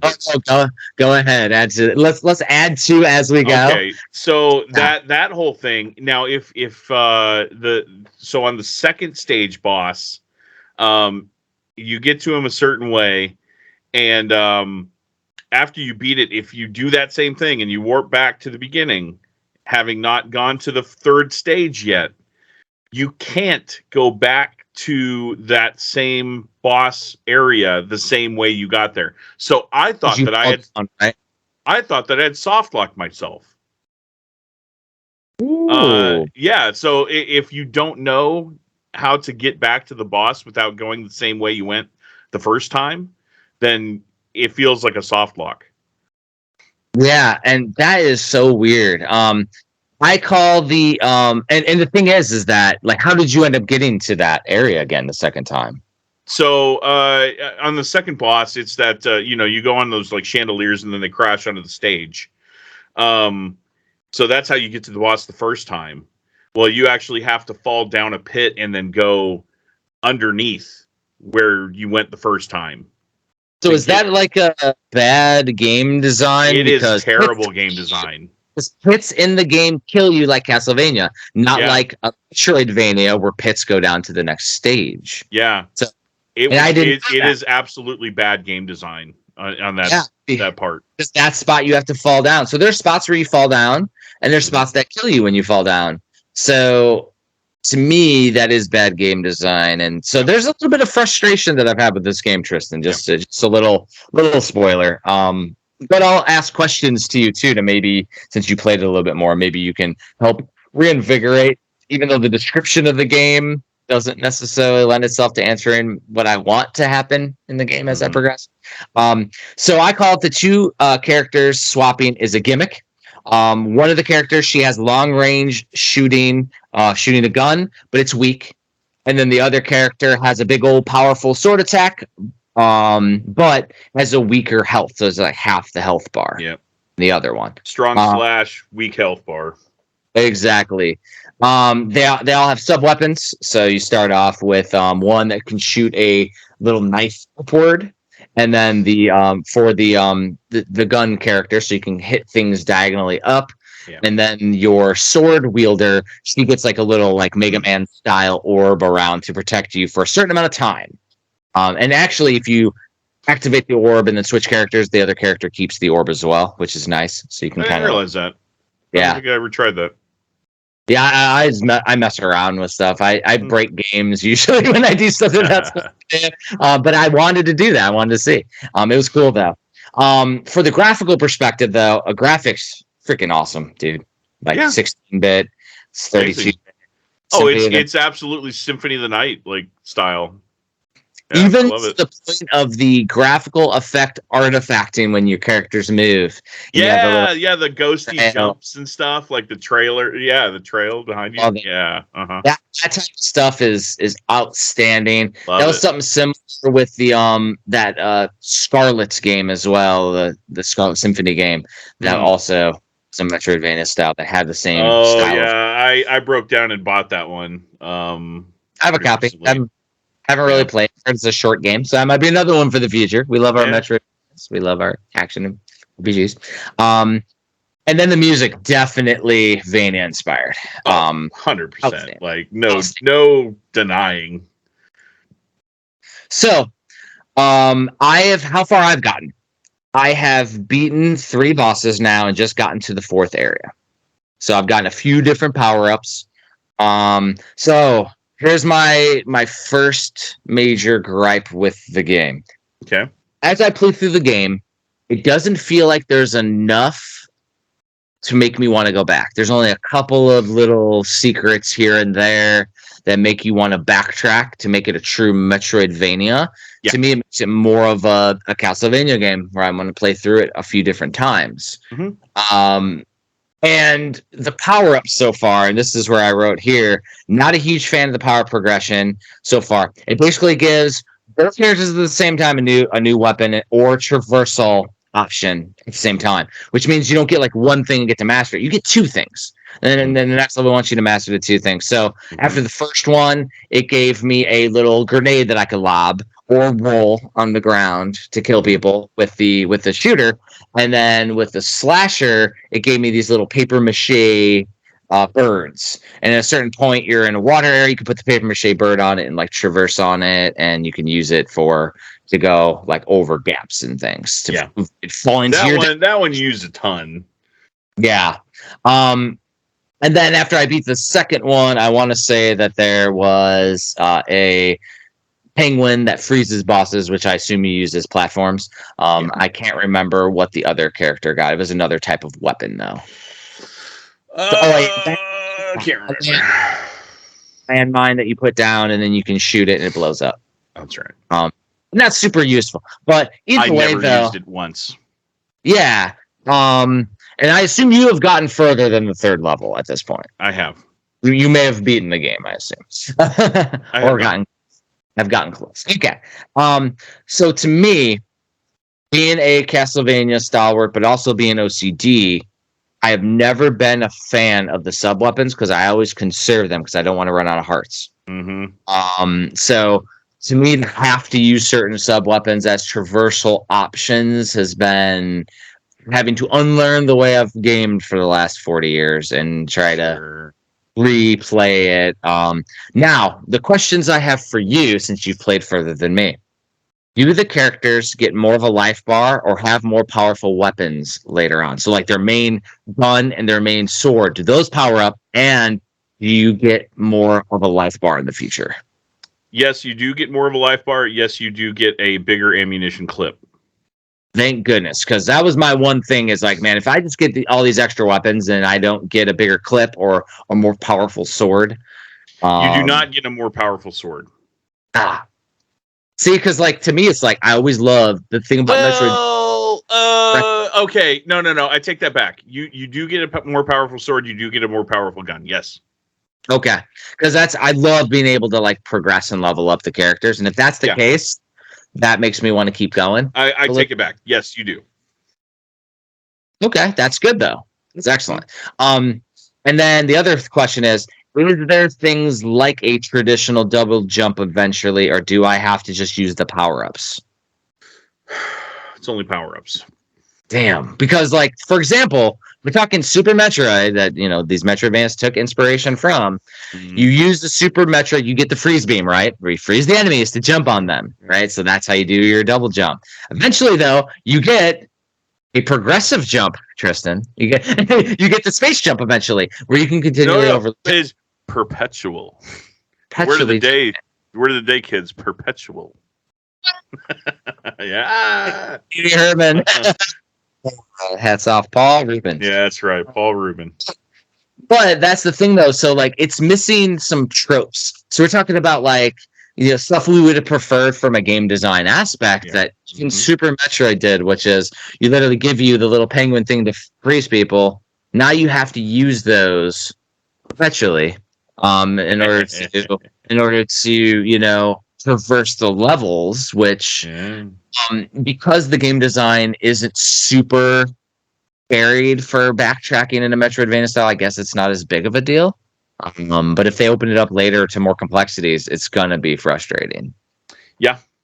I will say that and now, spoiler territories, you can go ahead and talk about how far you've gotten and your thoughts too. Because that's you want me to spoil? Hell yeah. Okay. Well, because I want you to get me excited, so I go back in and play up to where you're at. Okay, cool. Yeah, it is cool. It is cool. We're gonna get the because the thing is, right now, I'm at the point where I'm probably not going to get back to it and sit in my backlog because I was kind of like, it's okay. I mean, grinding through the bosses and dying and going back a few times, but then just realizing I can go with the sword and slash the shit out of it, and then back off, switch characters, and then shoot it a little bit, and then do a little bit. There's definitely strategy that you have to use. Because I think it was the third or the fourth. Yeah, the third boss had a second form where it froze everything, and then you go through it again. But I was able to like cheese it a little bit the second or third time because I didn't care because I could just come back to life. Now, mind you, I played it in casual mode because I'm a filthy casual. Whatever. Yeah, no lives. Whatever. No lives.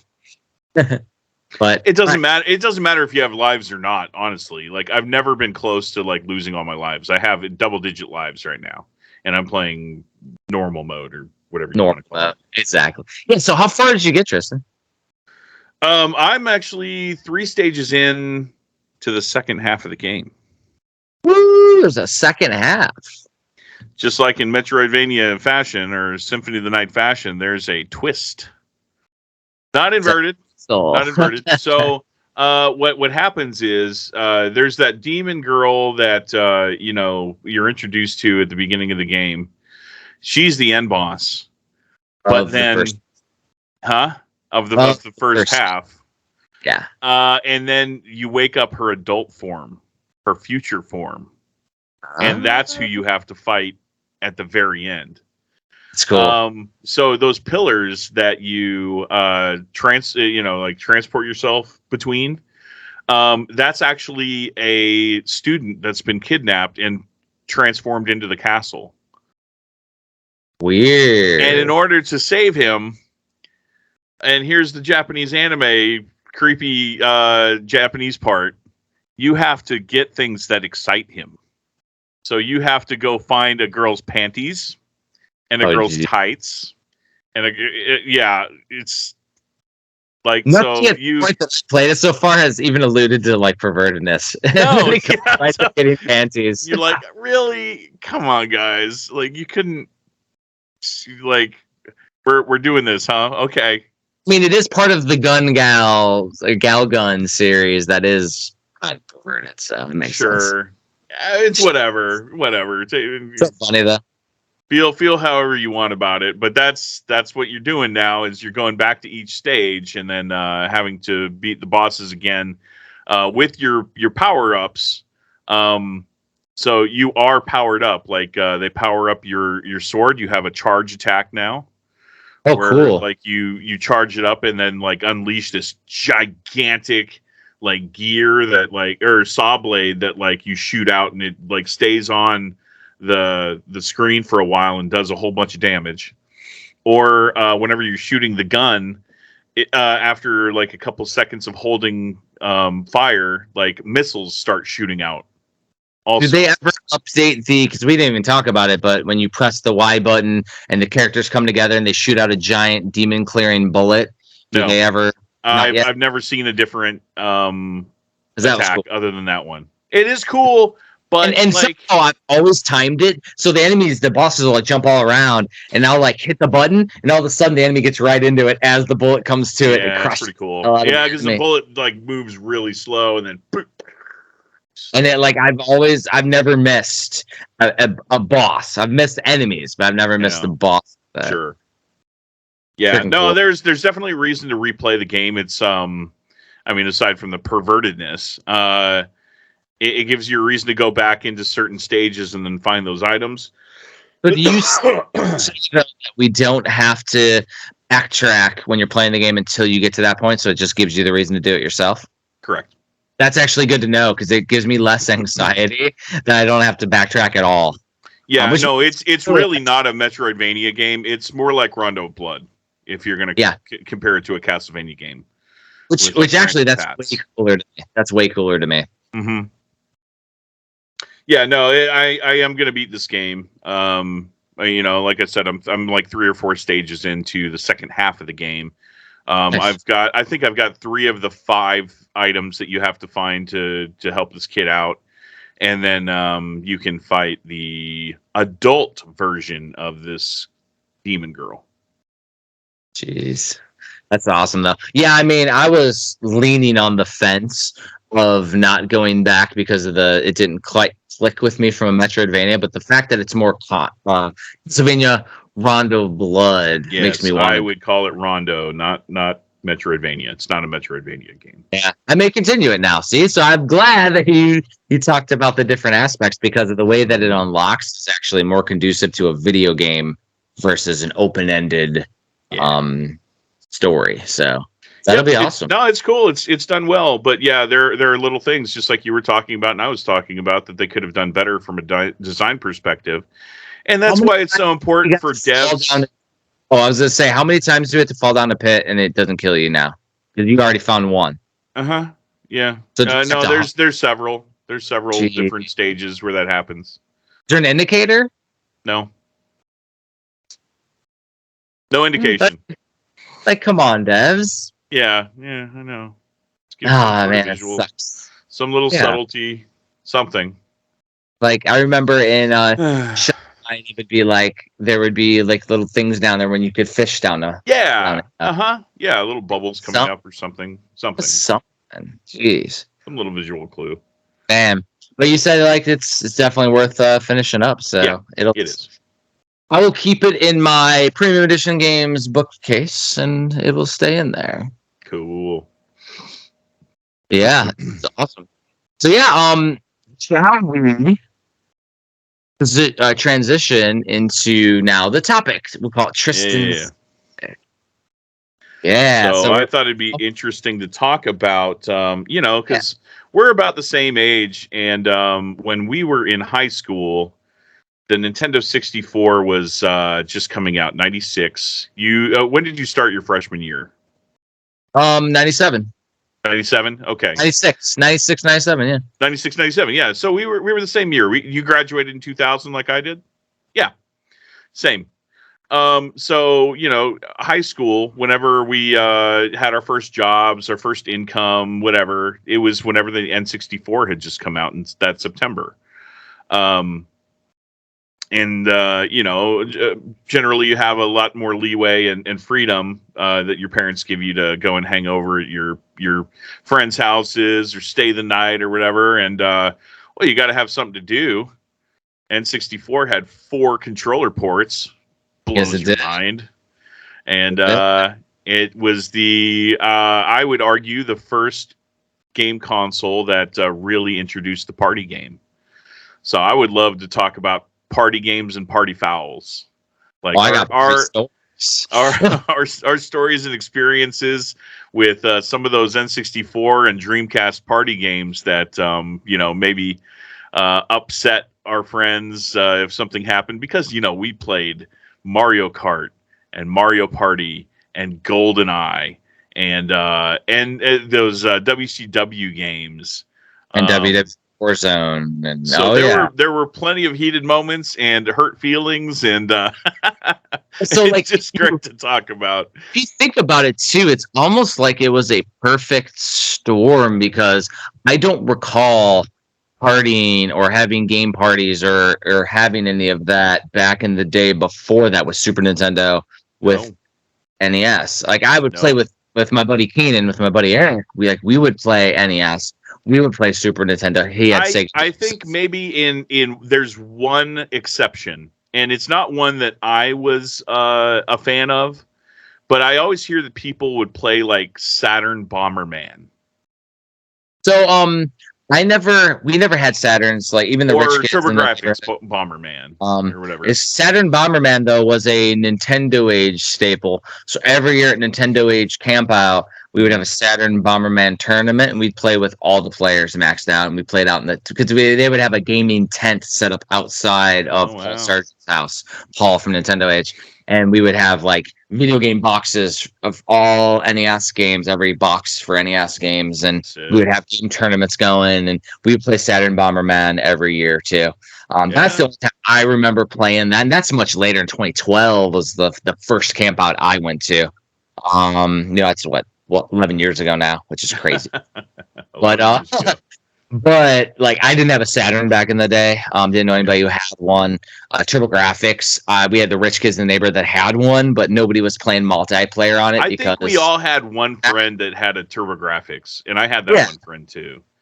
And but then they didn't have the multi-tap or didn't have the for we'd play and we'd hand over the controller. So, but that's when we transitioned over to 64 though. All of a sudden, and we ended up being in that perfect age range to want to play it. And in high school and junior high school era is like when you're key to wanting to play and do sleepovers still and hang out and party and and we really didn't do it for PlayStation much, even though I had a multi-tap. No, and I think the difference is that all these different consoles like the NES, I think even the Genesis had a multi-tap. But anyway, all these ones that had multi-taps, it was an afterthought. With the N64, it was built in, and they built the games around 4-player and multiplayer. It was meant for it. I have a theory why you're not the biggest fan of 64. Because you're not, and you've said it in multiple episodes. I'm not. It's no secret. Here's the thing: is that like it goes back to why I bought a Sony PlayStation. So I was a Nintendo fan. I bought only Nintendo stuff. So I got the N64 on launch. But because there was a focus on multiplayer in the classic Nintendo fashion, like even with the Wii, they had to focus on the motion controls. Because they had to focus on multiplayer, the single player experience took a hit. So I was waiting for the next WCW game to come out, or whatever the hell I was waiting for to come out that I was excited about, which are typically multiplayer games. And I was like, there was a big drought. And that's when I bought my PlayStation, which was like right before Final Fantasy VII was released. I got my PlayStation. But I literally got it because I was working at the time in high school. I was working a job, had money, and I was like waiting for games. And I'm like, all right, games are $60. At that point, I saved up enough and I could get a PlayStation. So I bought a PlayStation and got some games. And it was like literally the drought because Nintendo focused on multiplayer. So you get these sprinkles of single player experiences that were released, but they were few and far between. So when you waited between Mario to get over to Shadows of the Empire, that was in like that first era. But to get to the Banjo-Kazooie was like years. Like it was a long time in between. And then when you're talking the twilight of the 64, I think at that point we were basically done with high school. And we are moving on to college, and the GameCube is being released at that point, and PlayStation 2 and all that stuff. And we were making an era change at the end of 64. So by the time a lot of the really epic 64 games were released, we were already out of the loop. But when a game was a banger, it was a banger for 64, especially when like a Blast Core was released. Like that was outstanding, but there was nothing else to compare it to. Like we were kind of in a gaming drought, if you will. But these party games is what made the 64 amazing, and those stories. And that's not something we could recreate right now, even with Switch Online. You can't recreate sitting next to someone. And I got some crazy ass stories. I got crazy Kyle stories that he cannot refute because he was told him not here to defend himself, poor guy. But there's some classic stories, man. Like, am I close to maybe cracking the Tristan nut of the N64 hatred? Because like to me, it's like it's honestly not your fault. It's Nintendo's fault for being and focusing. Yeah, honestly, I feel like at this point I should like lay down on a couch with a therapist and figure out what my deep-seated hatred is for it. I don't think it's a problem, honestly. I don't think it's a problem. I think it's more like you're not wrong. It's just that there's only a few games out there that are epic that hold up. Yeah, and almost every and during that era, they're at least better now. Yeah, and during that era, you know, I was just like you. I had I didn't go out and buy a PlayStation. Just randomly one day, my dad came home with a PlayStation. He had traded some like computer equipment to a friend of his, and came home with a PlayStation and some games. Just out of the blue, and like, you know, it wasn't really on my radar at all. I wasn't like a huge gamer at that point. But that's how I ended up with a PlayStation. And Sony was smart because they dual gimmicked everything. So PlayStation had a CD player, PlayStation 2 had a DVD player, PlayStation 3 and onward had the Blu-ray player. Yeah. And so they gimmicked it. So like I literally got the PS2 because I had a DVD player. That's the only reason I got it that early. PlayStation, though, happenstance, man. Happenstance. But, like, you know, you're coming out of the Super NES era with, like, all those awesome JRPGs, like Breath of Fire and Chrono Trigger and Final Fantasy 2 and 3, or 4 and 6, respectively.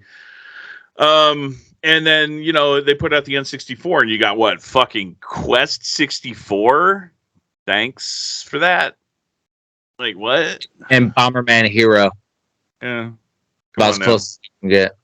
They had nothing. They had nothing. Pardon my French. Anyway, I we cuss every once in a while, but slipped out. My hatred for the 64 is deep. I mean, you got to think about it. Shoot 'em ups. You had space. Was it Soldier Blade? Or so like these genres that we're used to seeing on the Super Nintendo and PlayStation. They just weren't a thing on the N64, so it was a very specific, user base that they're building this console around. And it didn't age well, I think. At the time, it was awesome because you had the couch versus couch co-op, but that's just not a thing anymore. Well, and if you think about it too, they also had the drastic change to polygonal graphics that were still in its infancy, so they weren't refined, and you didn't get all these awesome pixelated games. You only got a few sprinkled in for both PlayStation and 64. Kind of why the Japanese Sega Saturn was badass back in the day, because there was a lot of pixelated games. But in America, they went straight toward polygons, and some of it does not hold up well. No, it's some pretty ugly, muddy graphics nowadays. Nope. Even upscaled.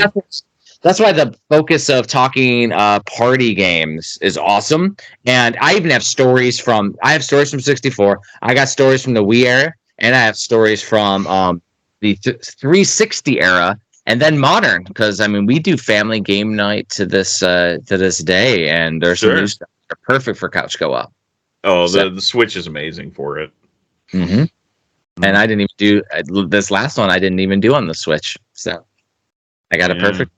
But let's start with 64. Like, what was one of your favorite game party memories? I grabbed a stack over here, and we'll go with this guy right here, Mario Party. Ooh, party game. Mario Party.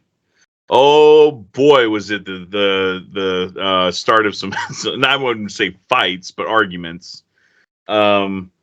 So Mario Party, the original, and I'm going to actually ask you about something whenever it comes time, because this was news to me. I'd never heard of this before, and I'll ask you whenever I come to it. But Mario Party is a board game for I can't imagine anyone listening to this has never heard of Mario Party or hasn't played it before. But essentially, you gain coins in order, by doing mini games, and the coins enable you to purchase power-ups in order to get stars, which are the end game. Person with the most stars at the end of the game, at the end of whatever turns you predetermine, is the winner. So stars are the only thing that matters in the end. So there were some mini games in the first Mario Party. They tried, doing all these different kinds of gimmicks, like timing based things, and using the controller in all different ways, shapes, and forms. But there was one in particular that actually caused some injuries, and so that's exactly what I'm talking about. You put the joystick in the palm of your hand, and you have to rotate it in, around in a circle as fast as you can. Call it Commodore 64 summer and winter games trauma. Like, come on. Oh, that you got to do that too? This is how you run. This is how you run in summer games. Arm workout. You have to go back. No. And same thing with Konami Track and Field. And you do the same thing with the buttons. You go back and forth with the joystick because there's only one button. So you run. So the most efficient way, the fastest way to do these particular mini games, like Paddle Battle, which puts basically you're in a boat, you're going down a river, and there are shy guys, shy guys with spears on either side of the river. And you have 3 people on one side of the boat and 1 person on the other side of the boat, and you have to paddle to the other side so that they get stabbed with spears.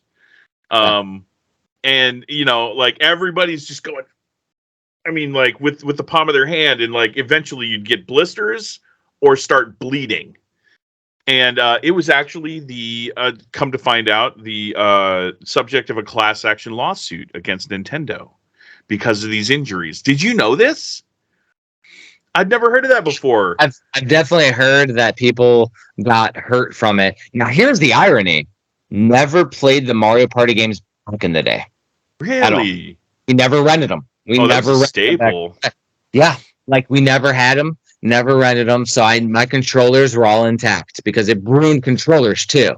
broke a lot. Oh, like dude, yeah, it was so bad on them. The market with the little weak ass joysticks is from Mario Party games. Yes. It's not from anything else. It's just from Mario Party because you gotta like you're basically like mishandling the controllers. Yeah, breaking them. Absolutely breaking them. But I know for a fact because I mean, heck, when you go out and do yard work after you hadn't done it in a while, and you're digging in your yard and doing a bunch of post hole digging or whatever, like your hands get destroyed, and that's why we wear gloves. So if Nintendo didn't tell gamers to wear gloves, then they're bad because you're going to ruin people's hands. Yeah, so they had the class action lawsuit, and if you actually like wrote to Nintendo, then they would send you a glove. And apparently it wasn't like a Nintendo branded glove or anything like that because they're not out there. But I would love to see a picture and some evidence of like what the glove looked like with that Nintendo letter that came with it or whatever. I just assume like I think about it like the dude from the Power Glove, and he like has fingers. Well, it's got a fingerless or whatever, fingerless gloves. Yeah, and like little like put it on and now. But 100% it had a Velcro strap. There's no doubt about that. It's got some cheap thing that they got from a supply store, and I don't even. It probably has no branding on it, and lawyers are like, okay, go get the cheapest fingerless gloves you can find, and let's just shut these people up. Nintendo says, my bad. That's craziness, though. But yeah, we never played it, man. We never played it. Just one more tiny story about Mario Party. Like I was saying, the only thing in the end that matters are the stars. And the stakes are high, especially whenever you play like a 50-turn game, which takes about, it takes a few hours. Because every turn you're playing a mini game. I was losing the entire game. My friend was winning the entire game. I think he was up by like 5 stars. He had 7 stars. I had 2. Damn. And on the very last turn, I land on something that swaps our stars. So for 3 hours, nothing mattered at all until that very last turn. It just I won, and he was so upset. Like I'm surprised he didn't cry. He was so mad. That's so funny. Thinking about it, like, why has Nintendo not done a really good board game couch co-op WarioWare game? That'd be amazing. Imagine the bonus games versus each other with WarioWare. Oh, WarioWare. Wow, yeah. No kidding. Like, just imagine it. Like, because, I mean, WarioWare, I think that there's been one with multiplayer in it, but, like, imagine if they just did the board game thing for Mario Party. Call it Wario Party. Like, done. Oh my gosh, dude. Nintendo, come on. We get the mini games, and the mini games are fun. Mario Party, holy hell. Like, what are we doing here, Nintendo? You can feel free to have that one, Nintendo, who won't be listening to us. Yeah, it's a freebie. Like, come on. I want Wario Party. Like, I just want to play versus other people. I'd buy it. Make it fun. I'd pre-order it. So I'll say the first story I'll tell you about is definitely not one in your pile. At least I don't think it's one in your pile. I won't pick an obvious one. So let's talk about the NBA games on Nintendo 64. Definitely not my pile. And so this is the Kyle story. I got to do a Kyle story. Okay. And so back in the day, Kyle and I used to play the shit out of NBA Jam on the Sega Genesis. Him and I would play. We would be untouched. If you'd be to the point where the computer couldn't score on us. I ended up later getting NBA Jam Tournament Edition on Super Nintendo, and I would play it on the side. Never played it with Kyle, but I would play it on the side because, like, Kyle and I would get together with like family get-togethers and things, and we'd play. And he would bring his Sega Genesis, and we'd play NBA Jam. We got to his cabin because his parents had a cabin out on the lake, and we got to the lake cabin, and we play NBA Jam and Toe Jam and Earl and Kid Chameleon, classic Genesis. But fast forward to the N64 era, rentals, and we rent NBA Hang Time. And I used to go over to my buddy, his name was Cecil Pendleton, and we go over to his house. Family is very religious, and they would be doing religious stuff, and they'd bring over like their friends from church that had some kids, and this one dude's name was Robbie Binder, and he was such a shit talker about NBA Jam that pissed Kyle off. And like he was just talking so much smack as he was playing versus like they were playing versus each other or whatever. And Kyle and I are just waiting our turn. Let's like feel like we're the champions. We're like the final boss or whatever. And this dude's talking so much trash to the point where like, and we hadn't even played yet. Kyle is like about to beat the crap out of this dude, like going after him, and I'm like holding Kyle back, and he's like a ravenous like beast. And Kyle's not a violent person. This dude talks so much smack. Then we get to play, and I want to say we chose probably Chicago as always or whatever. And we crushed them so bad that Robbie Binder was crying because like we like usually we just play like normal and we have fun and give them a chance and whatever. We mercilessly destroyed them to the point it was in triple digits to like it was triple digits to single digits for scoring. Like it was bad. And this dude was like, and Kyle got banned from game night at the Pendleton. So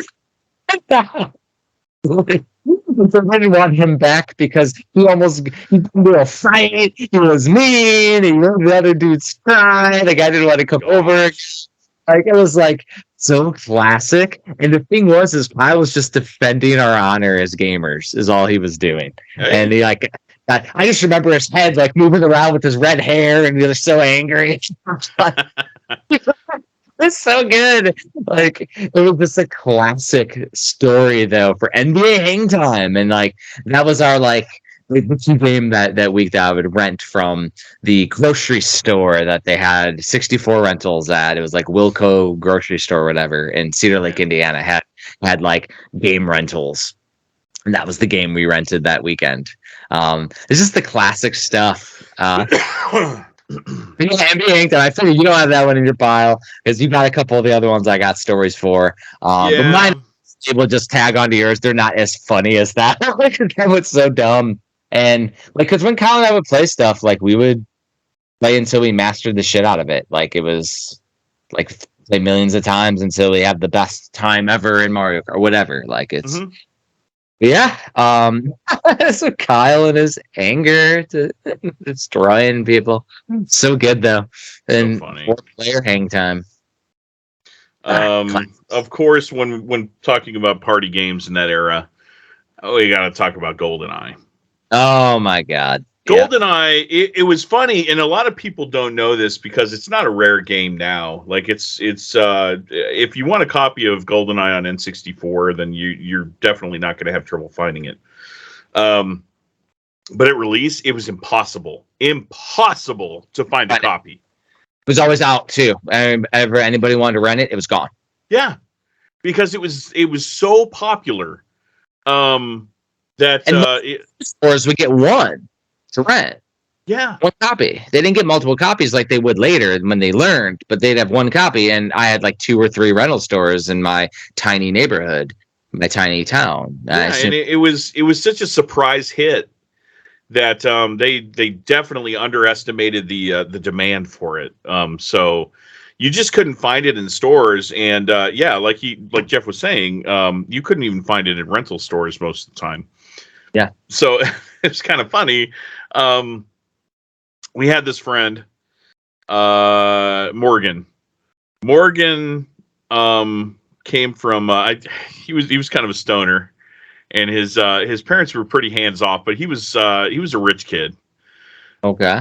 So his parents really didn't care, what he spent money on or whatever. So Morgan rented GoldenEye from our local game store. It was family run. We didn't have a Blockbuster or Family Video or anything like that, like ever growing up. We had Figuritos Video and Movies. Figuritos, that's awesome. Figuritos. It was that was the name of the owner. That's cool. And they got GoldenEye from Figuritos, and he lost it, Jeff. He lost the copy. God. So essentially, he bought the copy, paid I think it was like double the cost or something like that. So it was like $130 or $140 that he had to pay for losing the copy of GoldenEye. you think about it from a GoldenEye perspective, though, if you're running it, you spend all the time to do all of the missions within the time limits and within the how you had to do them to unlock the special stuff, and then you take the damn rental game back, and then it gets deleted. Oh, that's just mean. Because they have the little like cards that the memory card, whatever. Yeah. But I thought GoldenEye was saved on the cartridge. It was on the cartridge. You're correct. Yes, it didn't save on the controller, or the controller would get corrupted. So I mean, that was the thing, though, is that we would do all of that so we could party on the weekends and have the game night. So like you'd rent it a couple days early so you could unlock Golden Gun and unlock all the craziness, and that's how big head mode. Big head bonds. And I'll tell you, the favorite way to play that we always did was proximity mines only. And then proximity mines licensed to kill, so it it killed you in one hit. Yep. And we would run around, we would all plant stuff, and then we would try to catch the other people slipping on all the spawn points, and you instantly die, and then you spawn and you instantly die. Spawn and instantly die. It's funny. And then I remember back in the day too, action replay was a thing. So you'd have the action replay thing, and there was a code that would unlock some of the older James Bonds. Yeah. And so you could play as those that you couldn't do with any code or any achievement or any of that, because I think the Golden Gun things, they would end up being like codes that you could use to do the things after you unlock them. But you would use these action replay to unlock bits inside the game that were locked away, that were locked by developers, and you'd be like, oh, now I can play as Timothy Dalton. Yeah, Roger Moore. Yeah, it was. So those were classics, and I think even some of them broke the damn game. But and then cheating bastards used Odd Job. Yeah, cheating motherfuckers. Run under, because when you were shooting, it wasn't necessarily like we were used to now with twin stick shooters. You would use the actual analog stick on the left, and then the controller C buttons, and so there was no easy aiming. So when you would normally aim, that's how you were shooting immediately when you come around a corner, because it's harder to pitch. And so Odd Job would go right over his head. Oh, Odd Job was banned by every single household in America. Mm-hmm. And whoever played Odd Job was just a punk ass bitch. The same played as Eddie Gordo in Tekken Tag, or Sumo Joe in WCW versus NWO Revenge. Calling you out, Jason Harville. Interesting. So you thought Sumo Joe? I always remember in WCW versus NWO World Tour, you had the Muhammad Ali character, the boxer. He was Joe Boxer, yeah. Joe would knock people out, even though it was instantly. Cheating bastards. Gosh. Cheating bastards. Yeah, cheaters. Yeah, but yeah, GoldenEye was a staple. I mean, we would rent it all the time, play the hell out of it. And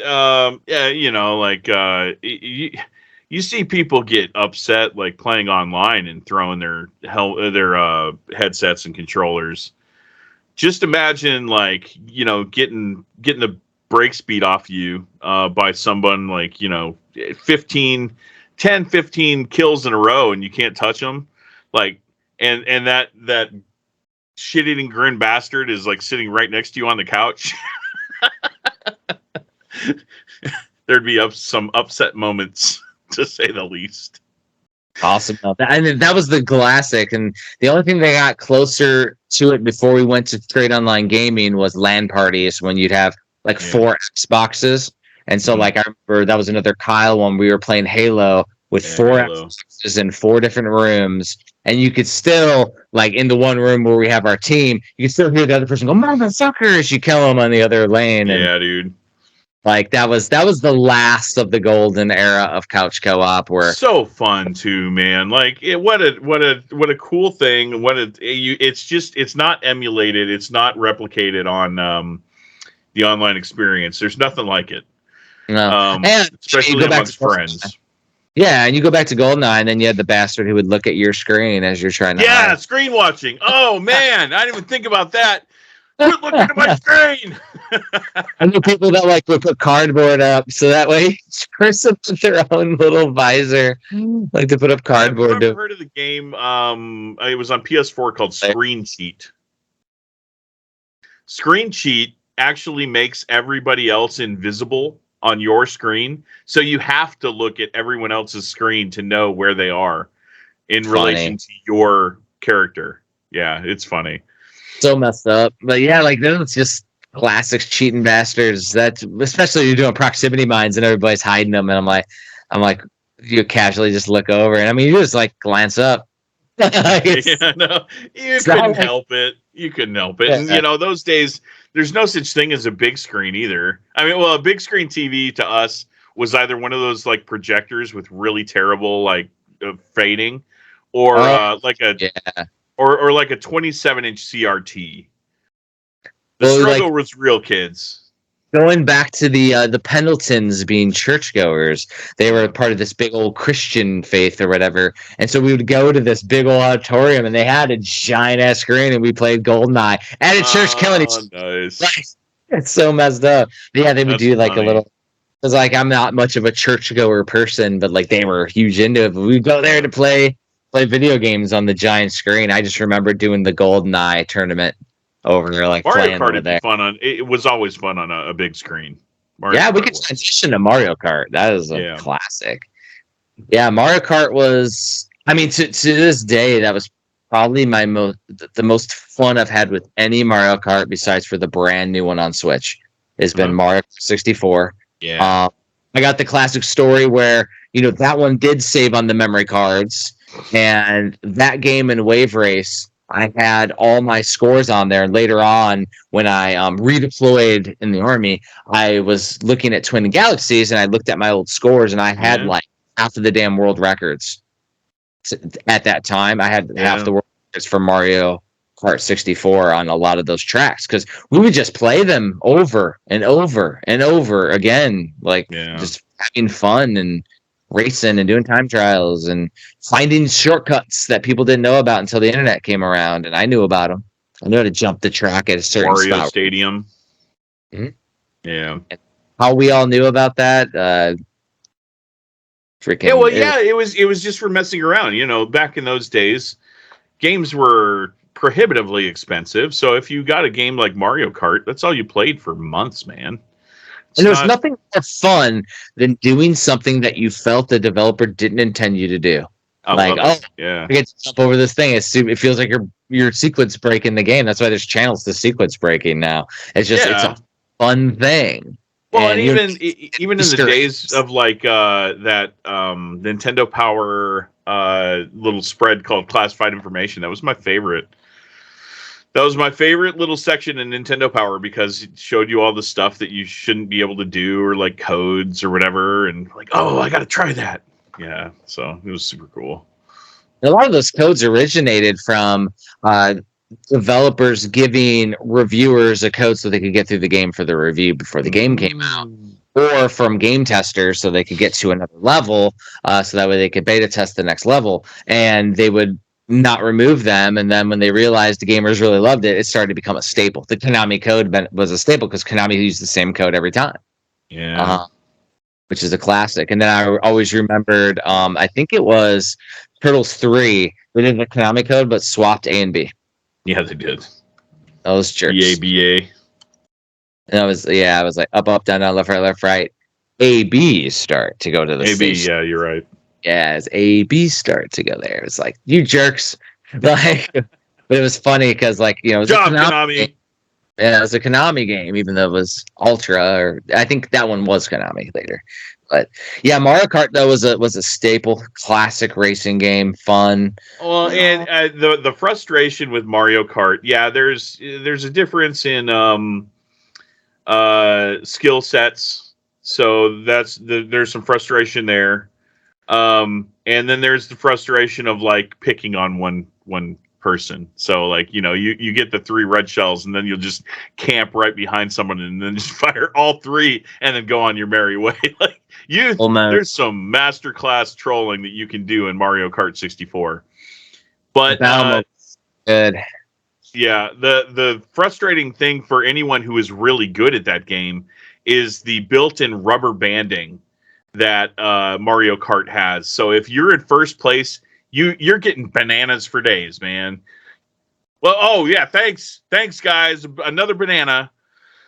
I mean, you know, with your left shoulder, it's why Mario Kart Wii was broken. Damn blue shell. Yeah, like the damn blue shell broke that game and made it not fun. Getting all those damn shells shot at you and the bananas because of the rubber banding.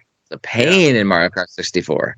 Well, and rubber banding has been a thing ever since all the way to the beginning of Mario Kart's roots. I mean, it gives people in last place a chance to come back, but I mean, it also takes some of the skill out of it.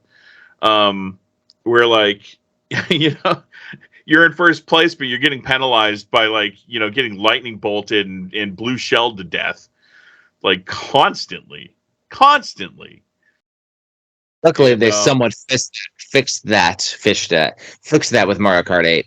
The blue shells on is terrible. No, and you have protection from it with that horn. So, yeah. So that was definitely something that was missing. Yeah. So we talked about WCW versus NWO, you know, Revenge, World Tour. However, there's a game that Kyle loved that I played, wanted to love, but I'd never liked it as much, and that was the WWF Warzone and Attitude games. Really? Okay. So those games, you know, like, so the WCW Revenge and World Tour were more methodical, had lots of moves, they're polygonal, they're crazy. Whereas the Warzone and Attitude were side by sides. And it was more Mortal Kombat. So I had, you know, the WWF Warzone guide, and like Stone Cold, you'd have to do like left down left AABB, and then you could do a move. Oh, no kidding. Damn combo. So to do things, you had to memorize all those things. Kyle had a photographic memory, so he would pick his character and crush people because he would be like so good at memorizing all of the different moves. And I would sit there with my damn book, and I'd have to like look down and remember them. And it was insane. So that was 4-player. It was fun as hell, but I would be more button mashing versus doing all the different, because it was like to do a normal move, you would have to do a combo every single time. Everyone required a Mortal Kombat style combo, and they got prohibitively longer, and Attitude made it even worse. The one thing that game did have, though, that was awesome was a very, at the time, robust create a character mode where you could create like pretty much anything you could think about within reason. Back in the day, now it kind of sucks compared to what we have now, but it was awesome back in the day to have your own created characters. Because it was a relatively new thing. Yeah, because Revenge and World Tour, you could like edit some stuff in the characters. I think eventually, like the names and stuff. But like that one was the first like that I remember having a robust character creator. So that made it cool. But then on the side, I would find myself giving the same moves to my created characters because I couldn't memorize that many different move sets. So, yeah. So those weren't as fun with the parties, the parties. Yeah. Yeah. I don't know if I played much Warzone back in the day, but that's what I played instead of Mario Party. Yeah. The last one that I picked off the shelf was Power Stone. You know, Arena Fighter. Just like our premium edition, Mighty Fight Federation. It's an arena fighter, a 3D arena fighter that you know, you can pick up and play, and like you've got all sorts of these moments where like you can pick on one person or just get railed by 3 other people in the same arena, and it makes for funny moments, especially with all the power-ups that you can get in Power Stone. There's like, you know, you're picking up those gems, and you're constantly it's a balance of defense, like staying away from attacks, but it's also a balance of offense where you're trying to get those stones away from people. So it's funny. It makes for some funny moments. I remember, I think it was Power Stone 2. One of the characters is basically Goku from Dragon Ball Z. Like powers up Saiyan mode. I didn't play that one too much. Yeah, because I think I got both around the same time when I finally got my Dreamcast. But it was after the era of when we were doing these game nights, though. So I never got any party nights off of my Dreamcast. But I definitely played it single player and enjoyed the hell out of it. Yeah. Freaking awesome.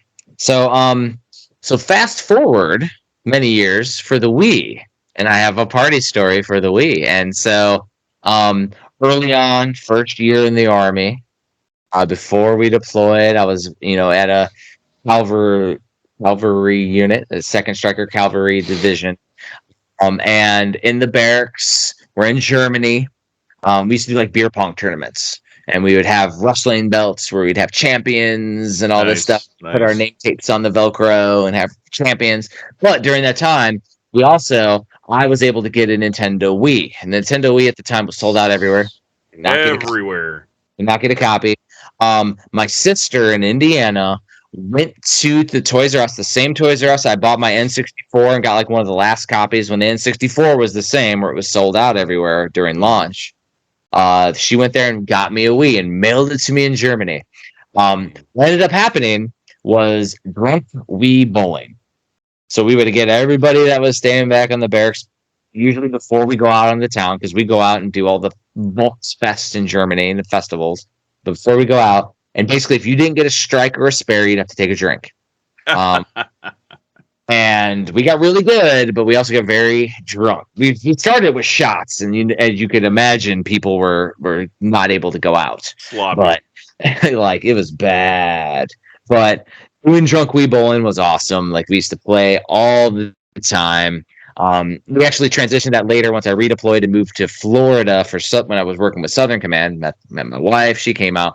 We were doing the Wii Sports Resort version of Wii Bowling at that point, because we was still going at that point, even years later. And we were playing the resort version with friends, and we didn't go as hard with the drinking, but it still was like get a strike or a spare, take a drink as a team, having fun with it.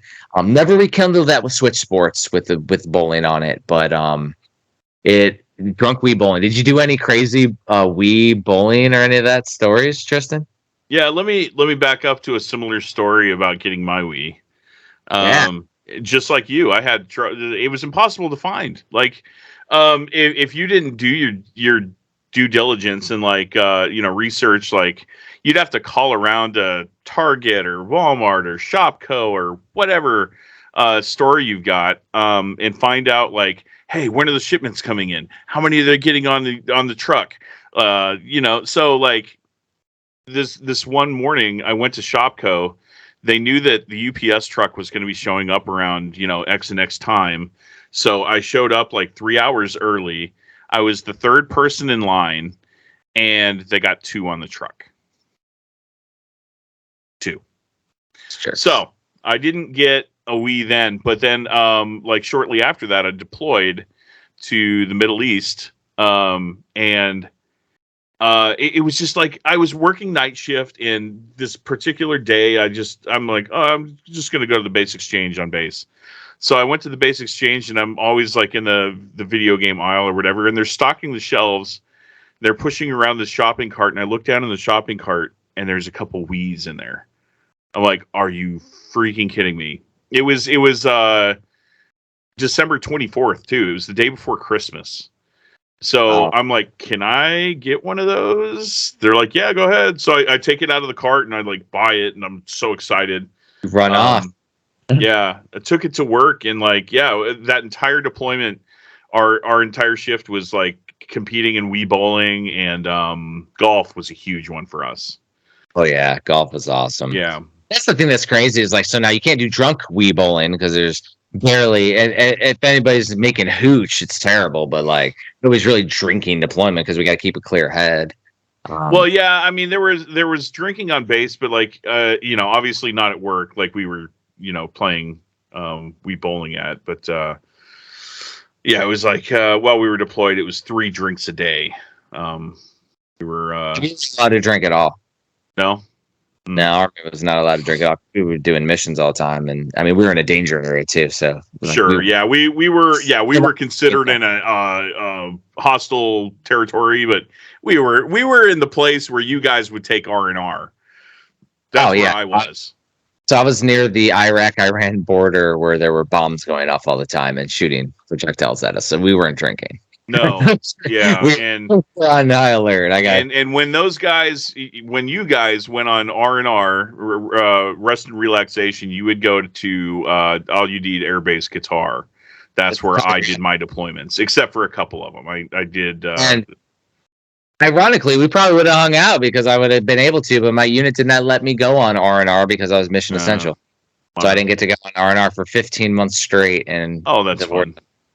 But I guarantee that we were over in the Middle East at the same time, at the very least. I was part of a reconnaissance squadron that was supporting the guys on the ground. So, awesome. Well, and the thing that's interesting is it does go to a video game story because through the eyes of a gamer, which is what I'm reading my autobiography out there eventually. I was deployed and I had brought my Wii, but one of my buddies was leaving, or buddy from a different, actually. That's who I met out there. We're going back to NBA hang time. Cecil Pendleton was out there deployed with the reserve unit, and I had lunch with him. Like, he was a damn captain. So he was an officer in the reserves or something. And I'm like, what the hell? And he was leaving the area, and that's where it's crazy. It goes right back to party games. And he was getting rid of his Xbox 360. Yeah. I bought his Xbox 360 and got Halo 3. I was playing Halo 3 from Cecil Pendleton's Xbox from the dude that I used to play NBA Hang Time with back in the day in high school. I was religious and stuff, and it was craziness. And that's the last time I actually hung out with him too. I haven't seen him since. He's still in Indiana, I want to say. I don't know if he's still in the reserves or not. But either way, though, it was crazy seeing him in person. But I hadn't seen him since high school. I had went to college and then joined the Army. It was like 5-6 years later, and I see him in Iraq in the war zone. And we're still at the green zone at that point because we were there for a few months, and then we went to the danger area. So I spent like maybe 2 months in the green and then another 13 in the crazy area. I actually took because you get to go on, your leave that you get to take one time during the deployment, and I did mine during your R&R. Like the 1 or 2 months in, I went home to Indiana during Christmas, so I got to go right at the beginning, and then by the next Christmas, because it was like 2 months in, went for Christmas, and then right after Christmas is when we redeployed again the next year. So that first Christmas though, I got to see my family, and it was funny. We were doing family game night around the. We were playing probably, I don't know, Trivial Pursuit or Monopoly or something. And my dad was yelling at us for being too loud sitting in the other room. All right, well, I'm going back to Iraq tomorrow. Thanks, Dad. I had no concept of your son's going to back to war. It was craziness. But yeah, so I got my 360 from Pendleton. That's freaking wild, dude. It's funny. I actually I got whatchamacallit, my regular Xbox while I was deployed one time. I actually won it playing bingo. Bingo. The local MWR, morale, welfare, and relaxation, maybe? Is recreation. That recreation? Yeah. So they sponsored bingo every week, and I bought it, or I won an Xbox playing bingo. It's awesome. Bingo. Yeah, so we would play. I think it was Tiger Woods 04 or something like that. It's classic. Always golf. Well, and the thing is that 360 then, ironically, big red ring of death, right, with the overheat and everything. And my version that I got literally in the desert lasted almost to the end of the life cycle. Never red ring till the very end. It didn't red ring. It didn't red ring. Oh, nice. No, and it was filled with sand at one point, craziness. So it was really weird. But go to game parties. What are your stories about Guitar Hero and Rock Band? Because that was a resurgence right there. Exactly, and at the same time that we were doing the Wii on the out, we were playing Rock Band and Guitar Hero because I was playing Guitar Hero 3 when I was deployed. Redeployment. Met my wife. We were having Rock Band parties, and we were all playing Rock Band, playing all the games. The crazy story, though, is that there's a Rock Band. I don't know if it was part 3 that came out, and it had a Pro guitar controller. And I don't know if you remember the Pro, but it had like 2 versions. So you had the normal one with all the red buttons, red, green, yellow, the buttons, right? Mm-hmm. Then you had a Pro controller that had like a million buttons. With like a ton of freaking buttons that you would play on every fret. Like, so you press all the little buttons. And then you had the one that I pre-ordered that was literally a guitar that was electronic. That you played the guitar with Rock Band 3. That would be insane. And by the time it came out, though, Tristan, it was like we had already played every single game when we were burnt out and done with the whole genre. That was the genre was peaking. But I got my Pro guitar in. Those things ended up being worth like $1,000 later because nobody got them in. Jeez. I got one in. They showed up broken.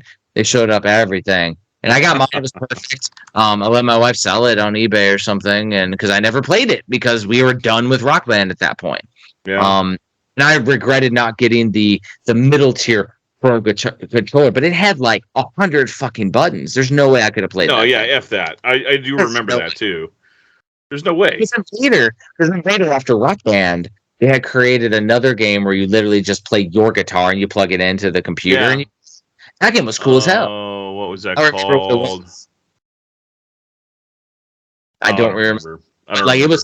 it was cool as hell, and I played it. That's what I played. But I got rid of my Rock Band Pro controller because I just never played it. But it was like there was no way I could have realistically played that to the beat. Like it would have been easier for me to just play real guitar, and it was easier for me to play real guitar versus that shit.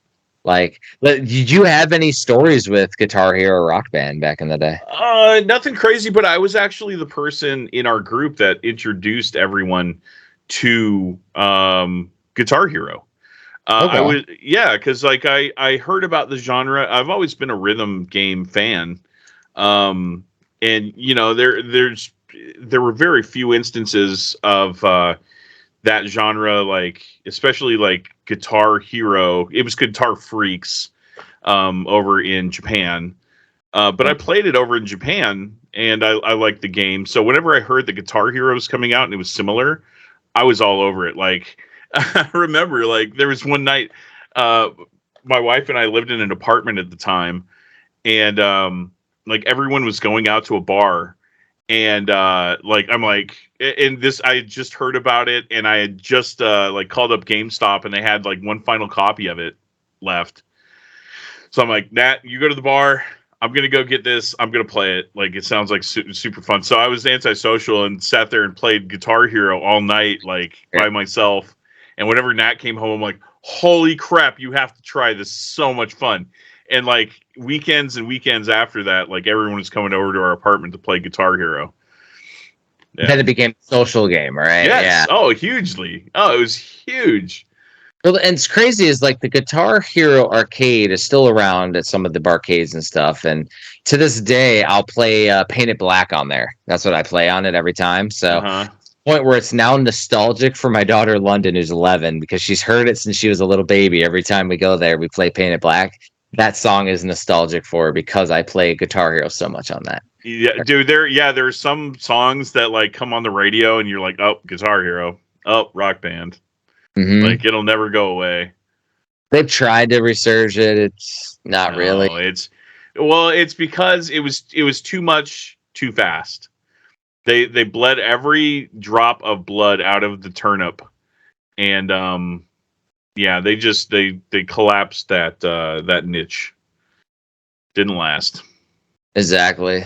And I mean, it's the same thing with the dance party games and all that stuff is like it ends up being licensing and then you lose songs. And but our 360 that we have, it still has every game on it. I think we have it on our PlayStation or something too.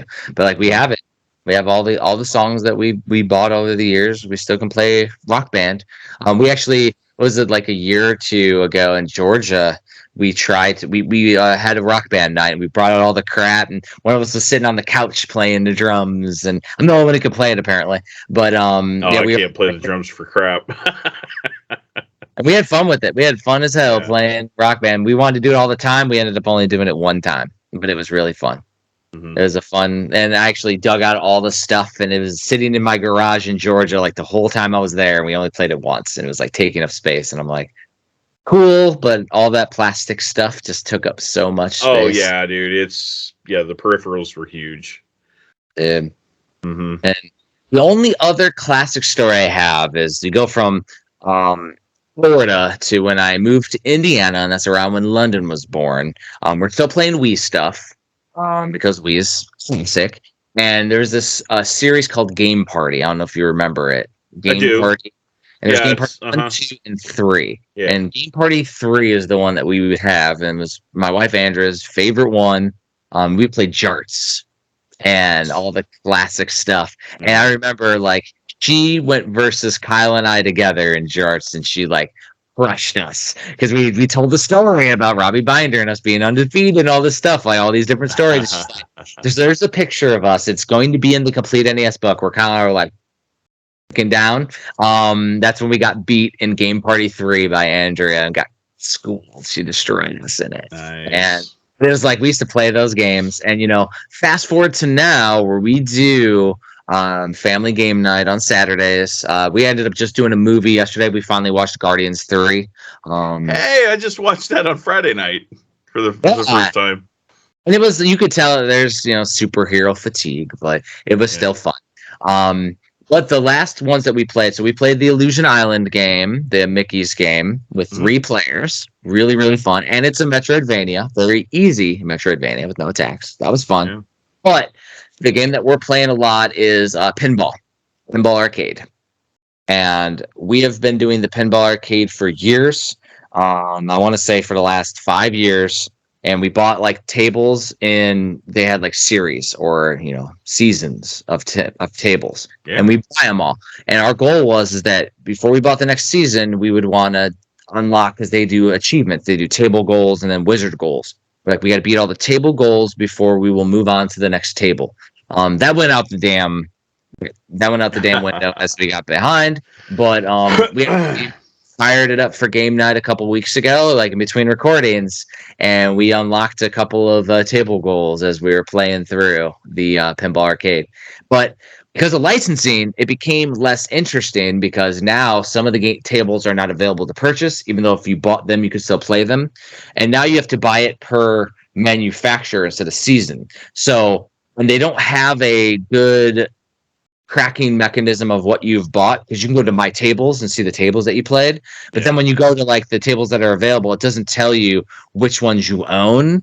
So you kind of memorize which tables you own, and then each collection has tables you already bought with the series. So like, because we bought a bunch of series, like we can't just go and buy anything at a discount. But the series I would mention for people listening and watching is the Zen series. So there's like Pinball FX. Yeah, Zen Pinball is good. So good. And then we were playing that yesterday before game night, and actually probably before game night. And then I realized, because remember I have a little pinball machine that was made on by a gamer, and I could put my Switch in it, and it has buttons. Yeah. And I didn't realize it, but I realized yesterday the new Switch OLED is just big enough to where it doesn't fit in 3D printed. Oh no! Put it in there, and then I realized it also doesn't recognize the controller's the same as the original Switch, so I can't even use it with my Switch. Because I was going to play Pinball FX 3, which is the Nintendo Switch one, and I have because my daughter's recently also become, besides for Five Nights at Freddy's, with Fallout, and she wanted to play, and I have a Fallout pinball table on there, so I wanted her to play it. And yeah, Nuka-Cola is what she wanted to see. It's awesome.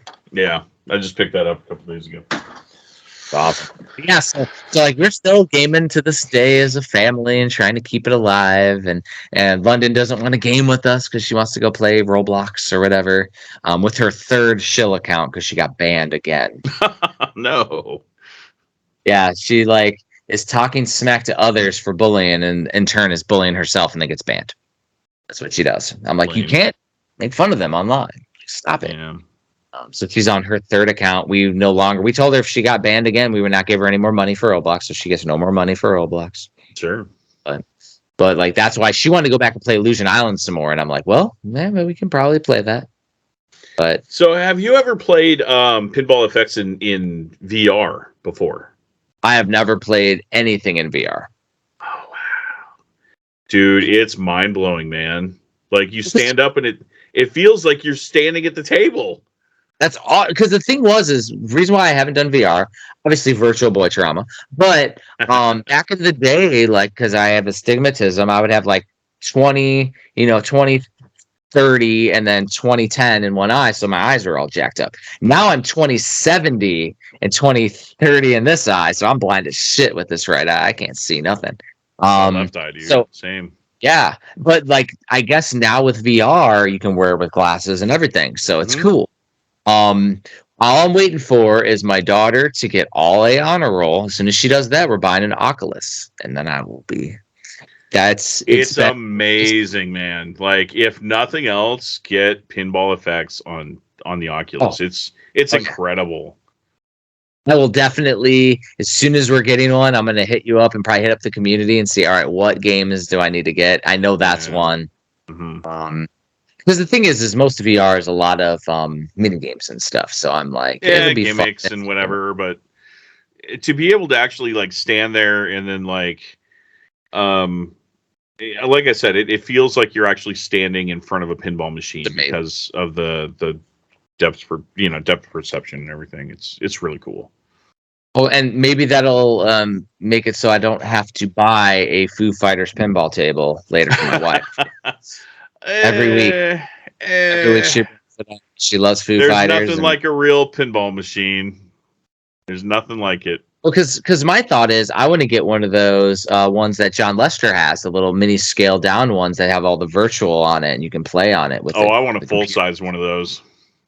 I do, but for space considerations, I want to get the mini one like he has. And I know I was talking with the developer of that, and he was going to make me one. And I since had moved, so I need to follow up with that dude actually. So I'm glad we talked about that because I got to hit him up because I would like to buy one. But I do want a full one of those too because then you can just swap out all the stuff and you have infinite pinballs. And I want it big. I want it big so I could play it. Like, I'm old, can't see, so. Same. Dude, that would be amazing. But yeah, Andrea wants a full, so I will probably get one of those and a Foo Fighters, and I'll have 2 pinball machines. Yeah, she's getting her Foo Fighters one. She's already told me, so I have no choice in the matter. All right. Because if I got my wife to let me get one. Hell yeah, and we can play online together because there's online connectivity. That's right. I remember Gary Stern at Midwest Gaming Classic showing off the first year that he announced that, and I was literally putting in my code with Gary there, the guy who creates the freaking pinballs, and he's like showing me how it online tracks my score, and then I went back later and it tracked my damn score online. I'm like, dude, this is the next level. This is exactly what you needed to create to keep pinball moving into the new generation, because I could literally go to any barcade that has your pinballs and compete on worldwide scoreboards, not just the local on the bar, which is fun as shit, by the way. Sure. And by the way, like once I'm back on the mainland and retired, like we're gonna have to start some kind of competition thing, because back in the day, the Video Game Masters Club, I used to get together with my buddies in Indiana when I was in recruiting and my daughter was very young. And we had an online scoreboard, we had wall scoreboards, and we would play games every week, and we were playing the Homebrew World Championships. We were playing a bunch of stuff that we were playing versus each other. Let's Bowl was the one we used to play on the Neo Geo. The bowling game on the Neo Geo was awesome. That's my favorite bowling game, the Neo Geo one. Yeah, we always compete versus a Neo Geo. Last time I had people over, I had them compete on that bowling game. Dude, it's probably my favorite bowling game of all time. It's so good. The Capcom one in the arcades with the trackball, but Let's Bowl, I don't even know the name of it. I call it Let's Bowl. That one's better. It's League Bowling. Bowling, yep, that is it. Yep. But so at the Let's Play Gaming Expo, the last one they ever had, I got the high score in League Bowling. I got I think like a 283 or something like that. Like, damn. Yeah. Yeah, I hear my dogs means my wife might be back from going adventuring. She went to go shopping or something. So I think does that put a bow on things? Do you have any other stories? No, that puts a good bow on thing. We didn't talk about Smash Brothers, but that's an easy kill. But I mean, I got stories on Smash where I was like wearing a Walter Day ref shirt that was too small on me, where it was like really tight, and we ran tournaments for Smash and for retro games. So we can do that for a different day, because I actually there's too much to talk about with Smash. ran game tournaments with custom NES cartridges, and one guy ended up winning almost every one of them. Dang, Like, that's outstanding cool. stuff. Yeah, it was fun shit. Video Game Masters Challenge. It's the classic. So one thing that you and I, so as we transition to the next topic, we had talked about was going over, because I got my Steam Deck over here, and going over, there's a thing in here that we had talked about on an episode that's called the Roulette. And it allows me to take any game I have installed on here and put it into a roulette randomizer. And so essentially what I was said would be cool, because we like to do an episode focused on a game, like we did Gal Guardians today, is we'll do a randomizer, and then we will both play that game for the next episode. And how far we get, whether we play it or not, that'll all be part of the story. It'd be awesome. And we're in no hurry, like to record real fast, so we have to like rush through a game. Like we will take our time, but it'll be more bite-sized appetizer episode for the games. And there were a couple games that I had played in this randomizer mode that I wanted to talk about I didn't talk about the earlier one. So one of the games I played, I don't know if you've heard of these, probably not, because they're super indie. This one is called the Bot Vice. Nope. So it looks like a 16-bit anime style, but it plays like Contra. It's a Contra style action game. Has voice acting, robots, and as we talk about these, you can feel free to look them up so you can get a little picture. Yeah, I was just doing that. Yeah, for sure. The entire soundtrack is inspired by Mega Man. And the interesting part is that unlike a Commando, or maybe like a Commando, because I'm not really familiar with the whole Commando series, there's like bullet hell, crazy bullets all over the place as enemies are popping out, and they're jumping out of stuff and jumping out of tanks and doing all this stuff. And so the focus of the game is you are dodging while holding down homing attacks. So you're holding down the attacks. I love that. And you do a button. That's a cool looking game. You'll like hold down one of the triggers, and it'll like home in on the enemies, but then you got to watch out for the other bullets that are coming at you. The only challenge is being able to decipher which bullets are yours and the enemies. At times, the colors are fine, but it's like it gets busy. It gets real busy, and and so it's like getting down. It's just like crazy arcade action, but it does it bite-sized, levels by levels. You can go back and try to best your scores, which is awesome. It's really cool. Really fun, bite-sized game. It was awesome, and it was not it was not a budget game from what I'm tracking. It was a normal-sized game. It was cool. It would be, and some of this stuff is stuff that we would sign for premium as well. So that's kind of what we'll stay in. And then I will ask you before we hit the random button: do we do random budget games or do we do random normal games? And I consider a budget game on Steam anything $9 or $9 or cheaper, and then everything $10 or above is regular. And these are also games that I'm looking to include in my Steam Indie Hidden Gems book. It's like it's Steam Deck Hidden Gems or whatever. So it's a follow-up to my Hidden Gaming Gems book. I'm gonna do it hidden indie games. And essentially this will help do that. The second game that I played, it was called Witch Eye. One word, Witch Eye.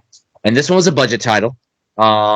You're constantly moving around a witch's eyeball in the level, and it moves around, and you can flick the right stick, and you can move any direction that you flick the stick in, and then you can press the L button, and it'll stop it in thing. So you can and you go toward, and there'll be enemies that are moving, and if they have like a little spiky looking thing, it'll hurt you. You just hit it from the back, and then as you bounce in enemies, projectiles will come out too. You can avoid projectiles. The cool thing about it too is that you also have to stop, because the enemies will drop like different rupees or diamonds, and you got to collect the diamond real fast too. I like that. And And again, level by level, bite-sized levels to get to the end. You can go back and try to get all of the different diamonds. The diamonds eventually are hidden, so you can't find them initially just by moving through. And I got through to the first boss battle, and there's literally a boss battle, and it's freaking cool. It's really fun too. So this is one of those genre melders that I like. I don't know if you ever played back in the day the Metroidvania that is Yoku's Island Express. No. And that is a physical Nintendo Switch game. We did an episode of the Switch Mania Playcast on it. It is a pinball Metroidvania.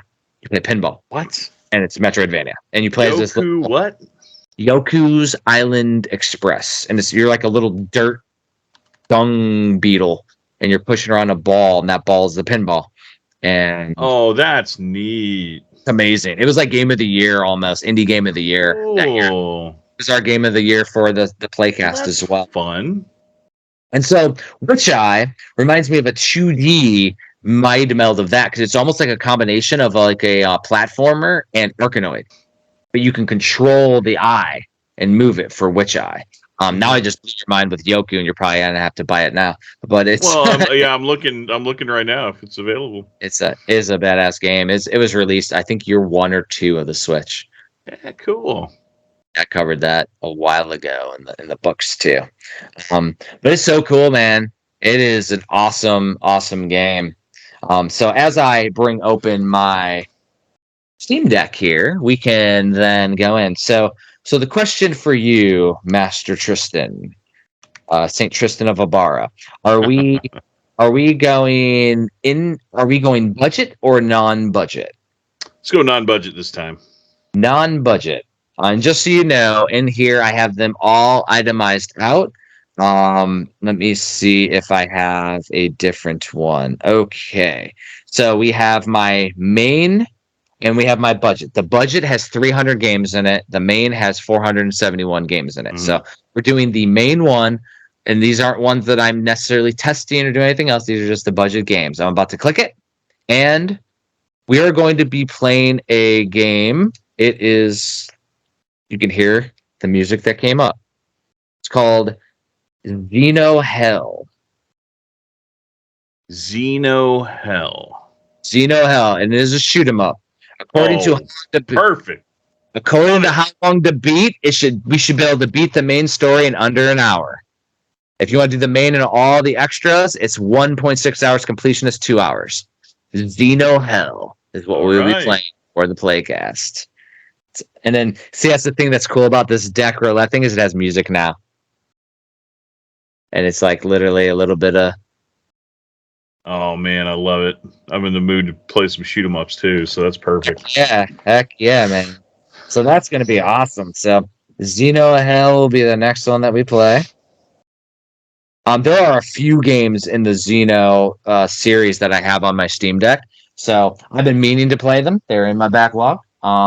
Let me see about my categories. It is in a testing backlog as well, which means this one is not available physically anywhere. So it's something cool that if we both dig it, maybe that's something we bring up to the premium team to sign as a game. Sure. And in my opinion, and Barry back on the Playcast era was never a fan of it, but like he was always afraid somebody would steal the game from us. Like if somebody signs it, cool. Like yeah, whatever. Out there, man. There's I just feel like it's not meant to be at that point. Exactly. But if it's so cool that somebody else wants to come in and sign and support the developer, the most we could do is play the game and enjoy it and give our feedback. So I agree. We got to shoot them up to play. Yes. Cool. Something that I used to do back in the day, which I've been thinking about doing again. So as we start to do these, I was doing, and I don't have the set here, but I used to do perler beads on all the bullshit homework that we would do. Oh, so cool. And I'd make, so like Bionic Commando, I made a Bionic Commando one that I hung from my light switch. Did one on the Goonies, did one on Nightmare in the Dark on the Neo Geo. I did a little Nightmare guy. Make my own. So I might start doing that again. That'd be pretty fun for the pixelated games. I think Gal Guardians would be a little too complex to make it'd be like this big. But so cool. on the topic of bullet hell, I have two things to say. When I bought that RPG Time, there was something also available on PlayAsia that I bought called Dodonpachi Blissful Death Reincarnation. I know you know the Dodonpachi series. I didn't know that they were releasing a new one because I think I didn't either. Didn't Limited Run do a Dodonpachi, and they released a little mini arcade with it. So I guess this is the newest one. I guess so. Please share a link with me, Master Tristan. Will do. Yeah, so I bought that one. It was $47 on the PlayStation 4, and I think it was also available on the Switch. So I'm going a little bit of melting the mind. So Master Tristan, like Master Hagens. Master Hagens is based off of Takaishi Menjin, and Takaishi Menjin is the master of the shoot 'em up, pressing the buttons really fast. Nice. I don't know if you ever saw that YouTube video where they shot it like an 80s montage of Master Takaishi Menji versus his guy that his rival, and they were doing this thing where he's doing his tapping on the top of a watermelon, and he goes through the watermelon. That's like insane. it is, and so like literally he was the spokesperson in Japan for Hudson. That's awesome. Like he was like superstar. Oh man, that makes so much sense because like, have you ever seen those Hudson shooting watches? Yeah, he was the one who promoted the shooting watch. That's cool. Yeah, dude, I literally just took that to my game store Wednesday. And no, Thursday, and showed it to one of the employees and like challenged him to a button mash off. I got mine from Josh and Sheena's. They had it at a convention once, and I never found one. What I did find back in the day, though, was I have the towel from the promo event that Takeshi mentioned. Towel for that shooting watch that I have. Yeah, I have that too. I don't have the. Now I have the actual machine as well. But yeah, I'll have to find on YouTube. It's like hidden. You can't just search it easily. But I'll have to send it to you. For the music's hilarious too. It's like motivational Rocky style music to lead up to the battle on shoot 'em ups on a Japanese game show that they did. And I first found out about him through Game Center CX, which we have an old VGBS episode on Game Center CX. And in the first season, which I call season 0 because that's before he started, they did a Hudson one, and he got to meet Takaishi Menji, and he's like, Menji! Like he would keep on saying it. But like that's why I was calling you Master Tristan, is because we go to the shoot 'em up now that we got awesome. Master Tristan of Ibarra. So the second thing about the shoot 'em ups, and I had a proud uncle moment yesterday. My niece came over with my brother-in-law, sister-in-law, and she was playing on my Xbox 360 kiosk. I have a Japanese 360 in there because of all the shmups that were on there. And I've actually got a second monitor that's mounted right next to the monitor that comes with the kiosk so that I can play all my shmups in tape mode. And she wanted to play, so I sat her in front of Dodonpachi Saidaiyoju, which is the third in the series, and she beat the game. Like, she's actually good at them. Really? Yes. Like, now is she like good, or is she like use infinite credits good? Well, she was using infinite credit. Like, she beat the entire game. I think 7 continues. But I mean, dude, she was dodging a ton of stuff. It wasn't luck. She was doing like really well. That's awesome. Yeah, dude, that's freaking cool. Yeah, so I was super proud of her, and like I had an extra copy of Jamestown Plus on the Switch, so I sent her home with that. Yeah. Star Force. Oh, here it is. Oh my gosh! What? that was part of the. I gotta find it though, because he does 16 shots a second. Gosh! Like he does 16 shots a second. That's how fast he is. Yeah, he's doing it one-handed. I do it two-handed, like rocking back and forth. And that's how many I can do with two hands. 16 a second. Legend of the Game Master, the 16 shots. That's incredible. What I need to find though is the montage, because there is in there that video. That's a whole long video. This is from 16 years ago, by the way. Mm-hmm. But what I have to find is Zero Sugar. Zero Sugar. but I got to find the actual, because it's from a show called Game King, and I will just share that with you, Tristan, before I forget, because that's the one thing about these is this is the actual show, Game King, that it was on. Okay. There's like, yeah, there's like a whole intro that's like this epic battle is coming, and that's in that. I see it. Yeah. So there's actually a video that Star Force that just does that montage. There's an actual intro that just does the intro montage, but the intro montage at the beginning. Oh, that's legit, man. They're in like some crazy setups here. Yeah, dude, they went all out with this shit. Like, it is like an epic battle for the ages. They're like doing close-ups on his like shooting, and oh my gosh, that's cool.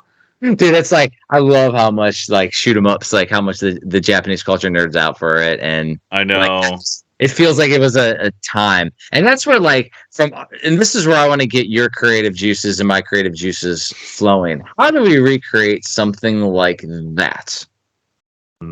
Like Game King, like a show or go to conventions, or we can have people compete.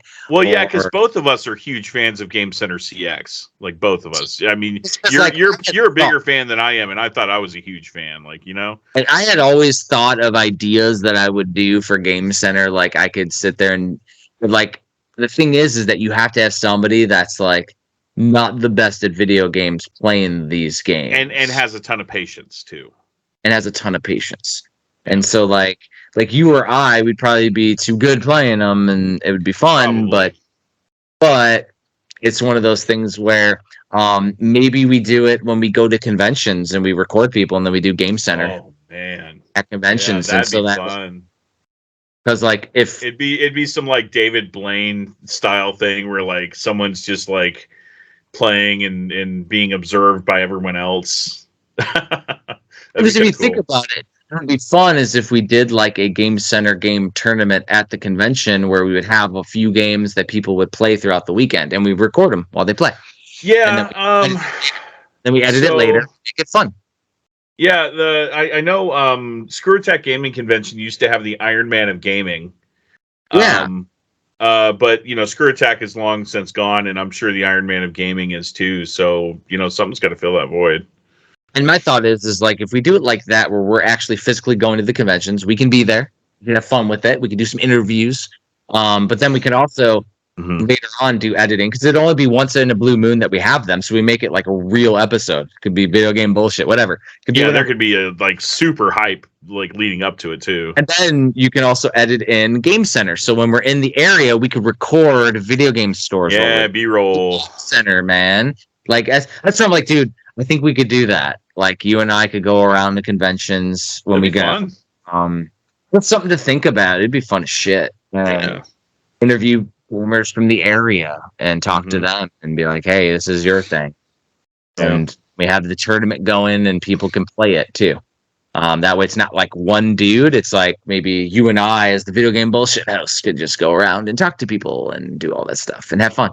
Exactly. I don't know. It's been a thing where, because like what I've noticed is that I've never found anything on YouTube outside of just podcasting that I've been able to capture in an episodic based thing. But I feel like that would be cool as shit. And then I know a guy who owns a video game channel for TV that he would market that. Oh, that'd be dope. And we just have we only do a few at a time, make it really cool, make it really fun. Well, yeah, and you know, it'd be easier once you're here back in the States too, which is a ways off, but that's why we just plan until then. We got us time, man. That's right. And hopefully conventions are still going. Oh, I know. Yeah. Well, yeah, you hear another COVID wave is coming. Oh boy. My brother has it now. Oh man, I'm sorry to hear that. And his daughter, and because we did a Zoom call for my aunt's 70th birthday, and we were all on there. My brother's like, I got COVID. The COVID wave is not as bad as it used to be, so I think we're fine. Sure, yeah, with vaccines and medication and people actually knowing how to deal with it now, like, yeah, I get it, but it still sucks. It doesn't make it any less miserable. It does not. So I feel like we've been recording for a long time. I think it's time to cut this episode. Yeah. Episode 115 has come to an new. Just remember, everybody, it's going to be coming up in a couple weeks. Nestember is coming in full force from Premium NES edition games. So we got the second time you're able to get some copies of Ore Body Binder's Tale, and then we will be announcing a brand new game. Also, make sure you get Tristan's books while you can. Get that damn limited slip case. Like, it is. That's right.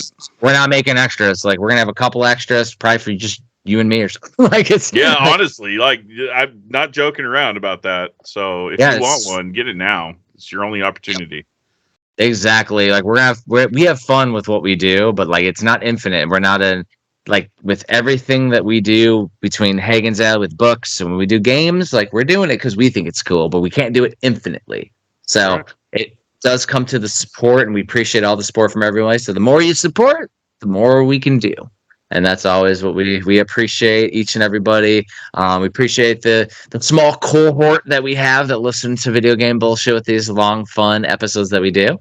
If you want us to do Game Center CX USA, Bullshit Center, whatever we end up calling it, let us know. Hit us up in the comments on YouTube or in Spotify or on Apple iTunes. Let us know you want to see it, and it'll motivate us to get it done, because most of the stuff that we do is because it's fun and we're motivated to do it. Like, we have fun with it.